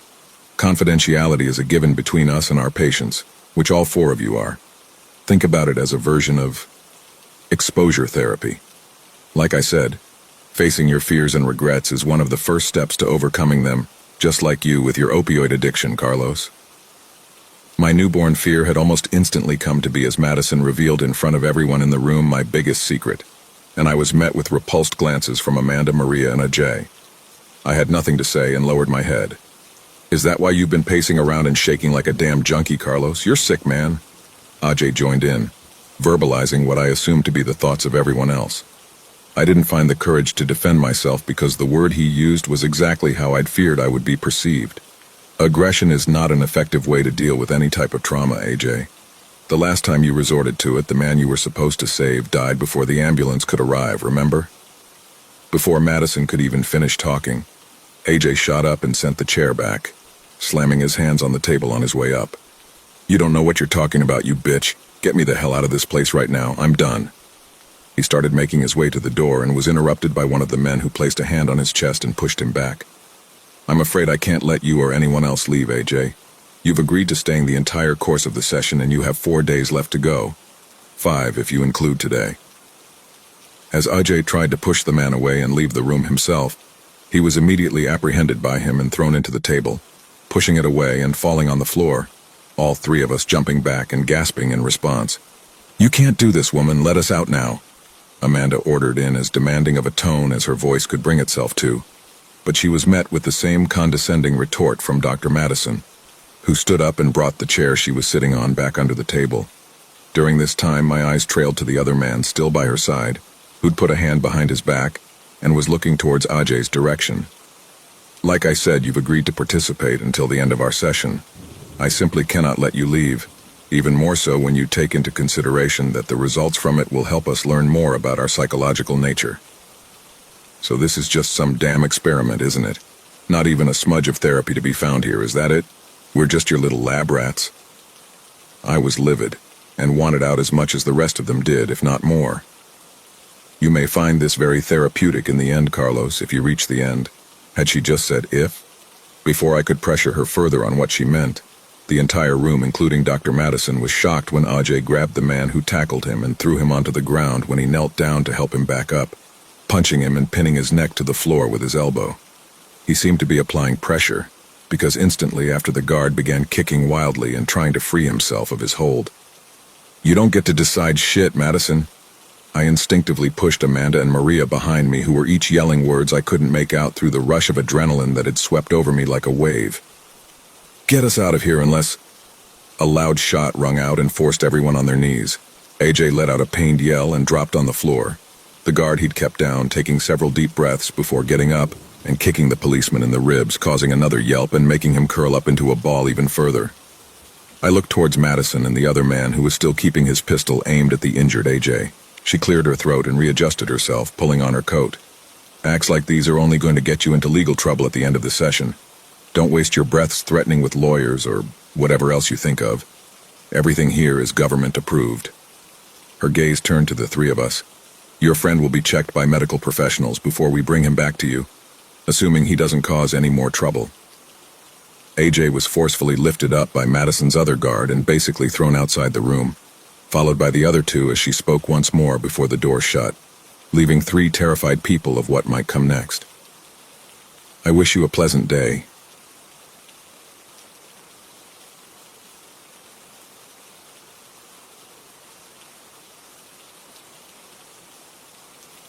Alice has never been the type who's passionate about hanging out in crowded places, has she? Layla sipped her iced coffee as she asked the question. Nope, not in 5 years of friendship, I replied. I didn't drink coffee, my stomach had an issue with it. So I bit into my chocolate bar instead. What do you think changed, Elena? Her apartment? I laughed. I mean, if you're asking what's recently changed in her life, she just moved. Not far from here. Maybe that's why she asked to meet up here. Still extremely unusual. I mean, it's Alice we're talking about. There are plenty of not-so-crowded places around here. Layla lifted her head, her expression shifting like she had just spotted something, or someone she'd been waiting for. Speak of the devil, there she is. The devil? I laughed again. No shithead, Alice. Layla had always been an unpleasant woman. I turned around to see Alice just a few steps behind me, walking with her long black hair swaying elegantly. It's unusual for you to ask to meet up in a crowded place like this, I said as she sat down in the last chair at our table. Really? Oh, I guess I didn't think it through, Alice replied casually. Her answer made me uneasy. Something felt off about her that night, but I couldn't put my finger on it. I watched as Alice and Layla talked. It was Alice. She looked like Alice. She wore Alice's favorite outfit, but something about her didn't feel right. Layla didn't seem to notice, or maybe she didn't care. How about, Alice said to both of us, I invite you guys to my new apartment. It's close by. We all agreed, and soon the three of us were walking toward her new place. We passed through the apartment gate, and I trailed behind Layla and Alice, who were chatting as if they had the world to themselves. I paid close attention to Alice. The more I observed her, the more I felt like something was wrong. Alice, I called out her name. Yeah, Elle? She responded. What are the last 4 digits of my phone number? Alice laughed. How should I know?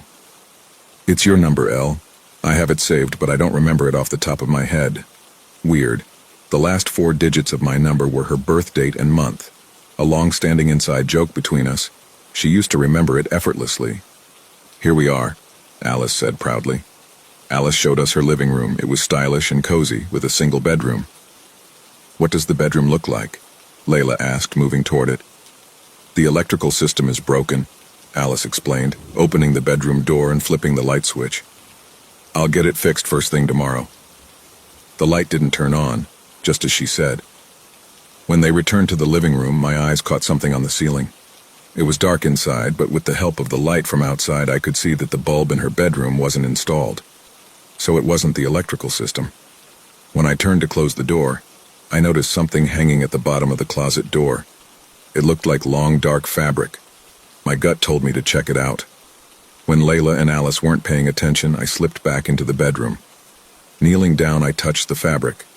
It wasn't fabric, it was hair. Long, black hair. A chill ran down my spine. Was it a wig? Or was it someone? Again, my gut urged me to open the closet door. Just a little. Just enough to see inside. The moment I realized what it was, I bolted upright, ran to Layla, grabbed her hand, and dragged her out of the room. "Elle? Hey, what the hell? Where are you taking me? What about Alice?" Layla muttered, confused. I didn't answer. "Elle?" "Quiet, I'll tell you later." Once we were outside the apartment building, I explained. "So what was it? A wig?" Layla asked, baffled. "No," I replied, trembling. "It was a person, a dead person." "What? Who?" "Alice." "What the fuck, Elle?" "That's absurd," Layla shouted hysterically. "Alice was just with me in the living room." It was dark, but I was close enough to see it was Alice, dead, in the closet, which means there were two Alices. I don't know which one's real, but if the one in the closet is the real Alice, then we're in grave danger. "Then who was the Alice who met us at the cafe?" Layla's voice trembled. "I don't know." "What do we do now?" "We tell the building guard and ask for help." Reluctantly, Layla agreed. Drew, the building guard, accompanied us to Alice's apartment. We knocked. No answer. Drew unlocked the door with his spare key, and we stepped inside. We found Alice in the closet, dead. Layla and I screamed in horror. After discussing with Drew, we decided to call the police and wait outside the apartment. While we waited, I noticed someone leaving the apartment across from Alice's. A beautiful woman with long black hair. The moment I saw her, I felt uneasy. The same uneasiness I'd felt when Alice approached us at the cafe earlier that night. I brushed it off and returned to my conversation with Layla and Drew. But then I felt someone watching me. I turned my head to see the woman who had come out of the apartment across from Alice's. She stood there a few meters away from me, staring at me with a strange and eerie expression. And then, for a fleeting moment, her face shifted. It became Alice's face. Seconds later, it shifted back. My blood ran cold.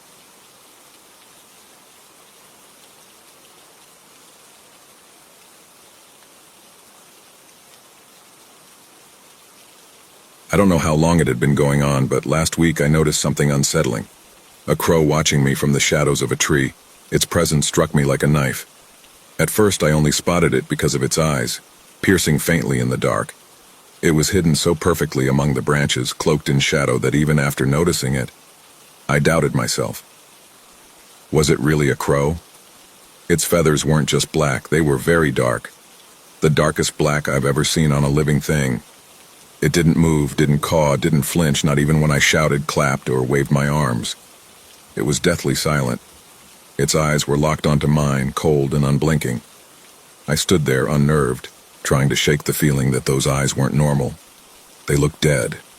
I couldn't take it anymore. Retreating into the house, I closed the door behind me and forced myself to forget about it. But that night, the crow followed me into my dreams. I don't remember much about the dream itself, only that I was going about something boring, and yet somewhere in the periphery, that same crow was watching me. I noticed it accidentally. When I finally locked eyes with it in the dream, I woke up, gasping for breath, my heart pounding. I tried to brush it off as just a nightmare, but the feeling stayed with me. Yesterday I saw it again. I was miles away from home, walking through a quiet part of town, when I looked up at the sound of a helicopter passing overhead. That's when I saw it. A crow perched on the brittle, lifeless branches of a dead tree. It was behind me, hidden, as if it had been trailing me unnoticed. Its eyes bored into me, the same unrelenting stare as before. My stomach churned, but I told myself it couldn't possibly be the same crow. It had to be a coincidence, didn't it? Crows are everywhere. I left quickly, trying to shake the uneasiness. For the rest of the day, I couldn't stop glancing over my shoulder. That night, I visited my father at the old family house on the outskirts of town. My mother passed away recently, so I'd been coming by to check on him.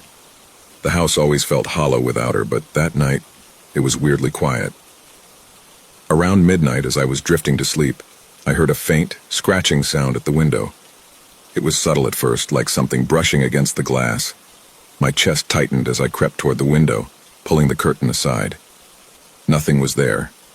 Just the faint glow of the moonlight filtering through the trees. But on the windowsill lay a single black feather. My hands trembled as I scanned the garden below and the treetops, but there was no movement, no sign of anything, or anyone. Still, the uneasiness lingered, clawing at my mind like a dull blade. I stayed awake, staring at the ceiling until exhaustion finally overtook me. Then at 2 a.m., I woke to the sound of a voice. It was my mother's voice. Soft and familiar at first, calling to me the way she used to when I was a child. But as I listened, something about it changed. It wasn't quite her voice anymore. It grew strained, distorted, taking on a mocking, almost playful edge. The words became garbled, impossible to understand, until all that remained was an unsettling cadence. And then came the death scream. It was a scream like no other, a wail of agony and despair that pierced the night and rooted me to the bed. The blood drained from my face as I realized it sounded just like her. Exactly like her. My body froze, the air around me cold and still. I forced myself to move, stumbling to the window. My hands trembled as I peeled back the curtain.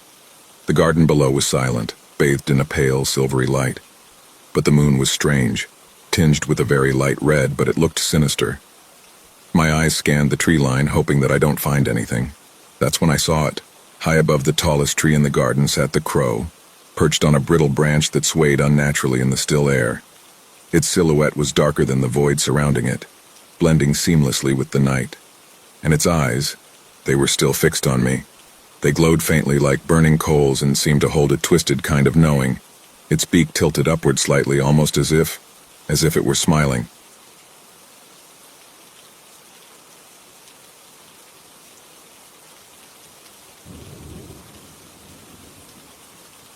It all started with the window. At first I thought I was just being paranoid, but the more I think about it, the less sure I am. One day I was in my parents' room, just hanging out, when I noticed the window and curtains were wide open. The sunlight was so bright it practically hurt my eyes. And then it hit me. I was on the second floor, or first floor if you're one of those who call the ground floor the first, and anyone walking by could see me. I wouldn't even notice. A chill ran down my spine and I suddenly felt exposed like someone was looking in. I shut the window quickly, latched the mosquito screen and left the room. It was summer, so my parents were working most of the time, leaving me home alone. I figured a walk to the park could help clear my head. I sat on a swing, kicking my legs while reading the book I'd brought, The Gift of Fear, one I saw recommended on Reddit. It's all about spotting danger before it even happens by trusting your instincts, e.g., the tickling sensation on your belly like when you are riding a swing. Likewise, I knew about those feelings, especially lately. What better time to start reading it? The park was busy with lots of suspects people walking by, and the buzz of conversations filled the air. Suddenly I heard a woman rushing over and saying, "Daisy, be careful." I turned around expecting to see my mom, but nope, it was another mom talking to another girl with the same name. Weird, right? As the sun started setting, casting long shadows, I figured it was time to head home. But when I stood up, I spotted something that made my heart drop. A woman, maybe in her 30s, sitting way at the far end of the park on a bench. Her hair was white, like unnaturally white, and her skin was just as pale. And she was perfectly still. I tried to brush it off. Not everything is a gut feeling, and honestly, this was probably nothing, just someone resting like me. But as I walked past her, I couldn't help but look again. And there she was, still frozen in place, just staring at me. When I got home, usually so noisy, now eerie quiet, there it was. The window. Wide open again. My stomach flipped. I was sure I had closed it earlier, and it reminded me of that creepy story. In my lifetime in this house, I've closed more doors than I've opened. Instant chills. I shut the window again, way more carefully this time, and went to take a shower, trying to convince myself my mind was playing tricks. But when I came out and went to grab a towel from my parents' closet, I noticed something weird. I could see a shiny object from the window. Was that the ladder from the first floor? I wrapped myself in the towel and crept closer to see, and sure enough, a teenage girl, maybe 15, was climbing down the ladder to the yard where a group of girls were whispering. I barely heard one of them say, "Quickly!" Those neighbors, they'd always felt off. They were a little too quiet. Since we moved in, I'd never seen them outside. Their windows were always dim, like no light ever quite reached them. A couple of times I overheard my parents talking about odd encounters with them. Conversations that ended too fast, awkward silences, that kind of vibe. I never thought much of it before, but after that window thing, I started wondering, could they have been spying on us? Was it just some dumb prank? But why open the whole window? Why bother with the mosquito screen? Had they been inside? The more I thought about it, the more unsettled I felt. Something was definitely off. It was like something dark, quiet, and twisted had been creeping around for a while, just under our noses. And that gut feeling of mine? Yeah, it was spot on. I was being watched. But maybe not just from the outside. So I made a plan. The next night, at around the same time as the last one, I hid near the window. When I heard the metallic sound again, I waited, right bellowed and waited till I felt an unwanted guest pressing against the window frame. And then I stood up. I came face to face with the same girl of the day before, the neighbor's daughter probably. Her face left me breathless. I found myself mimicking her deer-caught-in-headlights expression. She was like a negative image of me, exactly the same with inverted colors. Her skin and hair were as dark as the night, a hypnotic contrast with her pale, almost translucent blue eyes. The situation was so surreal that all I could blunt out was, "Hi." "Hi, Daisy." She forced a smile that no longer carried the nervousness of someone caught red-handed. Now it was a grin from someone who was going to really enjoy what happened next. That's when I knew I was in trouble. Suddenly, she grabbed my wrist and slammed it against the frame. The metal dug deeply, marking my fragile skin as I tried to pull away, but her grip was iron.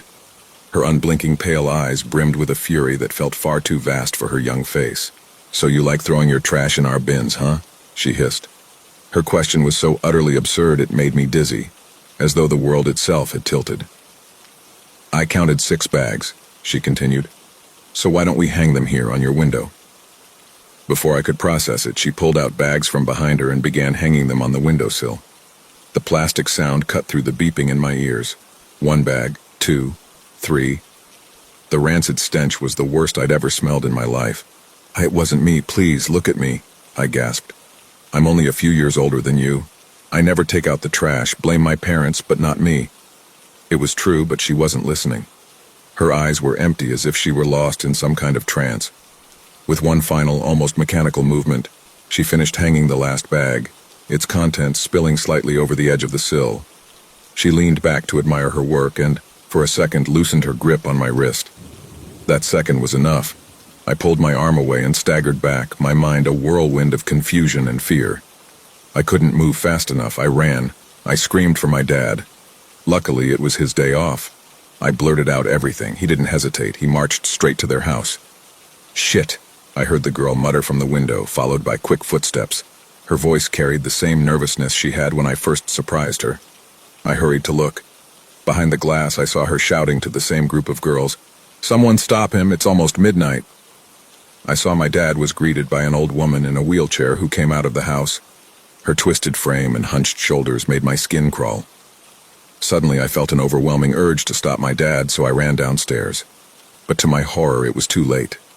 She reached out to him, her frail hand trembling, and time seemed to freeze as they made contact. It all happened so slowly, yet so fast. I looked at her ancient, disfigured face, and somehow in her twisted lines and shadowed contours, I found all the answers to my questions. I knew exactly what was going to happen. It was as clear as the window's glass. At that moment, I felt as if I were also falling into a hypnotic trance. The world around me blurred like she was the only existing thing in the universe. That woman possessed a dark, ancient power so old that nobody could say how many centuries it had walked among us. Perhaps it was older than time itself. And this was a ritual steeped in vile and unspeakable darkness. By touching my dad under the full moon at midnight, the life bled from his body into hers, leaving behind a hollow, lifeless shell. My mind immediately conjured the vivid image of my father's heart stopping inside his chest, and his body falling like a rock sinking in the river under the cold light of the moon. But to my surprise, he didn't drop dead on the spot. Instead, his body began to shake and twist.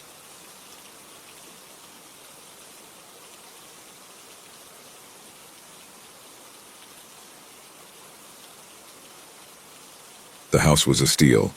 That should have been the first red flag. A spacious Victorian with wraparound porches and enough charm to look like it came from a postcard. But the price was less than a studio apartment in the city. I signed the papers without a second thought. The garden was a surprise. I noticed it the day I moved in, tucked behind a crumbling picket fence in the backyard. Rows of vibrant flowers stretched out like soldiers on parade, colors so bright they looked painted. Deep crimson roses, sun-yellow marigolds, and violet irises that glowed like embers in the twilight. A narrow path, lined with stones, wound through it. "It's beautiful," my new neighbor, Mrs. Harper, said when she peeked over the fence, "though I'd keep an eye on it if I were you." "What do you mean?" She hesitated, glancing at the flowers as if they could hear her. Her voice dropped to a whisper. "The last owner, well, she always said the garden didn't like being neglected." She laughed, but it was strained, like she didn't quite believe her own joke. "You know how old women get?"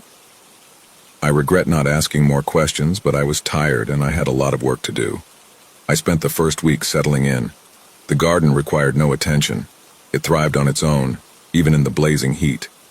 Every morning I'd wake up to find new blooms, some I'd never seen before. Flowers with petals like velvet, others with strange waxy textures that shimmered in the sun. It was mesmerizing, but something about it felt wrong. It was hard to put my finger on the heart of the issue. Or, fuck, I shouldn't lie. I was stupid, wrote my unease off as allergies and otherwise ignored it. One night, near the end of my first week living in the new house, while I was unpacking in the living room, I heard a strange sound, a faint rustling like fabric brushing against the floor. I froze, listening. It came again, louder this time and closer. I glanced out the window at the backyard. The flowers were moving, not swaying in the wind. There was no wind. They rippled row by row like a wave. My stomach dropped. I slammed the curtain shut and turned on every light in the house. Then I blared my favorite podcast so I didn't have to listen. Like I said, stupid. The next day I decided to cut the garden back. I told myself it was just overgrown, that the movement had been my imagination. Armed with gloves and pruning shears, I stepped onto the path. The air smelled sweet, almost sickeningly so. As I snipped the first vine, I heard it, a faint whisper, so quiet I thought it was my own breath. Then the vine curled. I jumped back, dropping the shears. The vine coiled around itself, pulling away from my reach like a wounded animal. The whispering grew louder. My hands shook as I stumbled out of the garden, slamming the gate shut behind me. Was the sun brighter than it had been? The white walls of my house seemed to glow, and there were dark after impressions left in my vision. I called Mrs. Harper, demanding, "What do you know about the garden?" "Who is this?" "You know who this is. What do you know about the garden?" Silence answered me. I could hear the flowers moving in waves again. "Tell me, damn it. What's wrong with the flowers?" My voice cracked. My skin itched and my eyes watered. "Allergies. It was just allergies." "I'm sorry," Mrs. Harper said. "I told you they didn't like to be ignored. I have to go. Don't you dare hang up on me." Click. The line went dead. My eyes itched so much it burned. That night I dreamed of roots crawling under my skin. After that, the whispers became a nightly occurrence. Sometimes they sounded like words I couldn't quite make out. Other times they were low, guttural, like growls. When I woke, there was a layer of near-neon yellow pollen on all of the windows. I stopped sleeping, started keeping my bedroom door locked. I know you're asking, why didn't you leave? I just bought a house. Steal or not, I'm broke. So I stayed, and eventually the vines came inside. It was subtle at first, a sprig of ivy on the windowsill, a thorned stem poking out of the floorboards. I yanked them out, only for more to appear before the day's end. They spread faster than I could fight them, bringing along that thick, almost coarse pollen. By the third night, they were everywhere, wrapping around furniture, snaking up the walls. I couldn't do anything about it. And the flowers started blooming inside. They weren't beautiful anymore. Their colors were unnatural, too vivid, and their petals oozed a thick, dark sap that smelled like rot. It was worst at night. Something about the starlight seemed to make them more active. I tried to leave, thinking if nothing else I could find a women's shelter to spend the night in, but the front door wouldn't budge. The vines had grown through the cracks, binding it shut. The windows were covered with thick stripes of pollen-coated green. While I raced from window to window, muttering, "Shit, fuck, God fucking damn it," under my breath, between body-shaking sneezes, I realized the garden wasn't just alive, wasn't just lonely either, it was hungry. I realized that when I saw the first flower open in front of me, its petals unfurled with a wet pop, revealing something sharp and glistening inside. Teeth. It lurched forward. Shrieking, I threw myself back, arms thrown up in front of my face. Other flowers began to unfurl, their petals so fuchsia bright that it made my head throb. The pollen clung to my skin in a thick, itchy film. Once delicate daffodils now bared their fangs at me. The roses had more to bite with than just their thorns. Pure fear fueling me, I ran, barricading myself in the attic. What else could I do? If there were other outcomes, I wasn't finding them. Now I'm trapped. The whispers are louder, the walls groaning under the weight of the vines. They're closing in, wrapping tighter around the house. I can hear the vines slithering around on the floor beneath me. All I smell is a scent so sweet it's turned to rot. This morning I found a rose blooming on my wrist. Its thorny stem burrowed under my skin like it belonged there. The petals are such a vibrant shade of magenta, it almost burns to look at. I don't think I'll make it out. If you find this, burn the garden, burn the house. Don't let it grow anymore.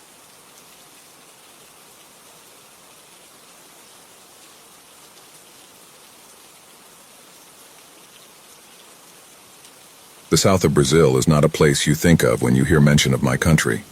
The winters are cold and sometimes even brutal, and light snow is not uncommon across the deep mountains and woods of the region. The people are comparatively cold and distant too. Something to do with our German and Italian ancestors who moved here en masse in the late 1800s, my parents say. Even as a child, I understood this land wasn't really meant for us. The summers burned my skin, and the other seasons were humid and unbearable. The staccato winters were the only time I felt remotely comfortable, often visiting my family's farm cabin in the mountain ranges to stay warm by the fire as a sort of family bonding ritual. In spite of feeling alien to the land, though, I was surprised that my parents had never told me any of the folklore from Brazil. I chalked it up to us being staunchly evangelical, the particular Brazilian breed that outright rejects all folklorism as pagan or demonic. I still remember the day I first learned about the truth behind why, though. We had just come back from visiting the local church, a small concrete box of a place with fluorescent lighting and plastic chairs. The preacher was a sweaty and fidgety man wearing a too large navy suit and highlighter green shirt. I was used to being dragged to a new church every time we left our city, so I tuned in and out as the preacher denounced the names of native spirits like Jasi Jatere and Pombagiria, etc. The crowd wailed and swelled in response as the preacher placed his hands on the heads and backs of the crying churchgoers, occasionally blowing into their faces as they fell backwards. It was all very mundane to 5-year-old me at that point, and I dozed off sometime around the 3rd hour of service. I woke up back in my aunt's cabin, curled up in a wooden chair. A storm had arrived, and the sleet threatened to steal my uncle's straw hat as he ran outside to pull the livestock into their respective shelters. My parents had left earlier to grab some supplies back in town.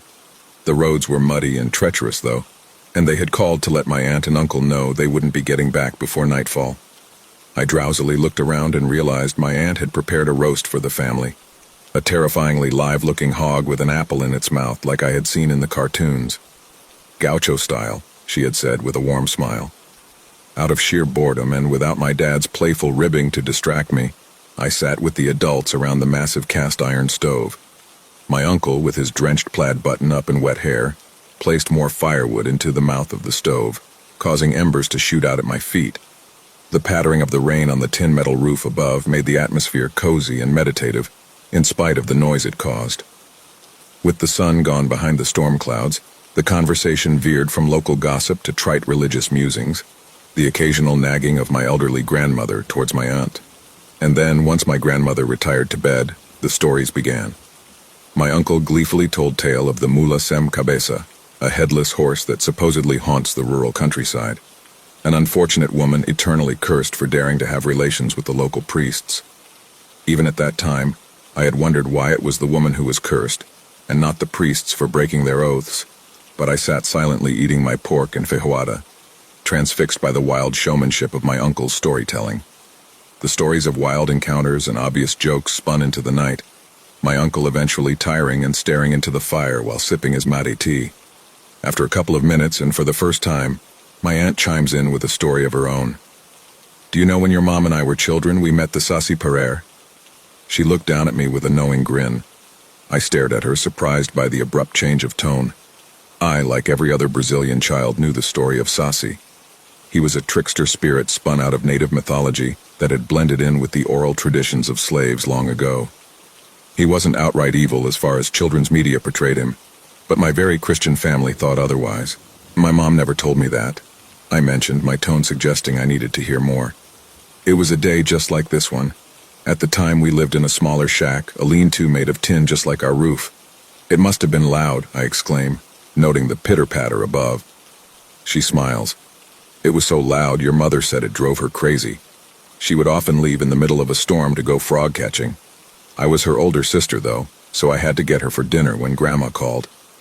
She takes a sip of her tea, eyes glazing over as she stares towards the fire.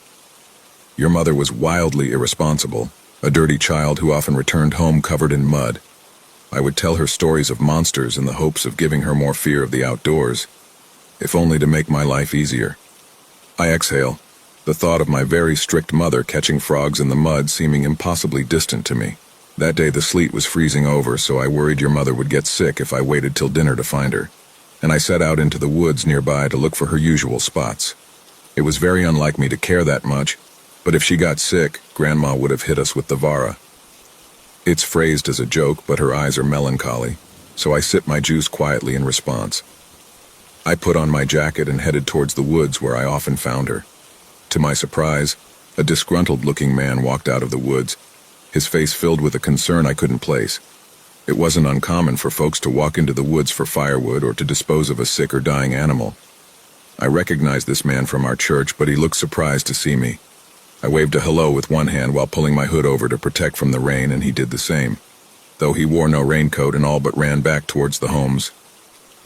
Another sip of tea, and I catch my uncle giving my aunt a concerned sideways look. It took about 15 minutes to get to the pond where I usually find her kneeling in the mud, catching a frog to speak to it, and then letting it go. Today, though, she wasn't there. A pause. I notice my aunt's nails are digging around her hand, white and red marks dotting her fingers. I did hear her laughter, though. I knew she had gone deeper into the woods with her stupid frog, so I went after her. Imagine my surprise when I find her in a clearing, talking to a boy a bit taller than she was in the middle of the rain. Of course, I thought it was a young boy at first, and was immediately angry that she was sneaking out to do God knows what.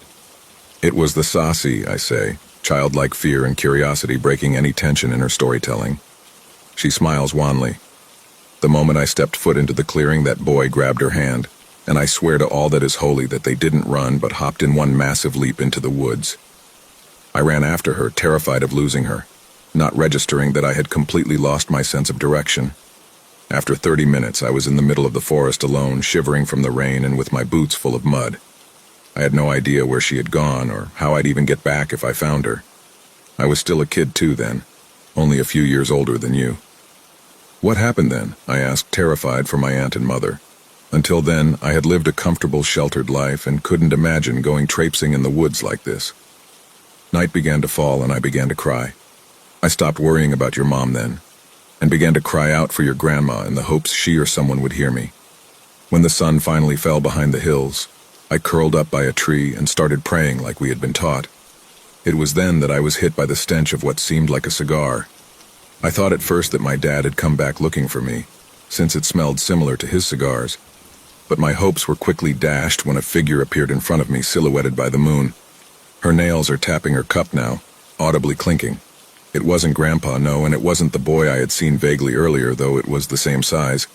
You know, a lot of people say Saci smokes a cigar, but I know the truth. The footsteps were invisible at first, just indents on the ground. When he walked over the leaves near me, they curled up into puffs of smoke, blending together to form his legs and waist and chest and head. This creature had a grin too, a massive smile recognizable only by the moonlight shining through the hole indicating his face and mouth. Even stranger were his eyes, which looked like a nocturnal animal's large black pupils. He walked towards me with an unmistakable rhythm, a sort of side-to-side hop that made me have to turn my head to keep up with him. "Run, Auntie!" I yelled, nerves finally getting the best of me. My uncle laughs, a spiteful laugh though. I tried honey, but when I stood up, my legs failed me. A gust of hot air blew into my face and my eyes burned. You know, like when the stove opens up and hurts your face? So I fell back onto the ground and this smoke came over me. The last thing I remember is the smell of burnt weeds and leaves. I woke up a couple of hours later in my bed. Your mom shared a room with me, and she was there too. I would have thought it was a dream, but we were both still completely covered in mud. I looked down, glad that the scary part was over. I was hoping my parents would come back soon too. If you're wondering what happened, your mom said she was out there in the mud when a man walked up to her. She said he looked familiar, like someone from church. So when he asked if she wanted help looking for frogs deeper in the woods, she accepted. She told him she'd introduce him to her frog friend and brought him to that clearing. When he saw her friend, though, she says he turned white as a sheet and ran out of the woods, leaving her alone. She told me she got lost, and her last memory before waking up was her frog hopping back towards the house, guiding her home. I whistle in response like my dad usually does when he doesn't know what to say. A chill went up my spine. I was too naive to understand the implications.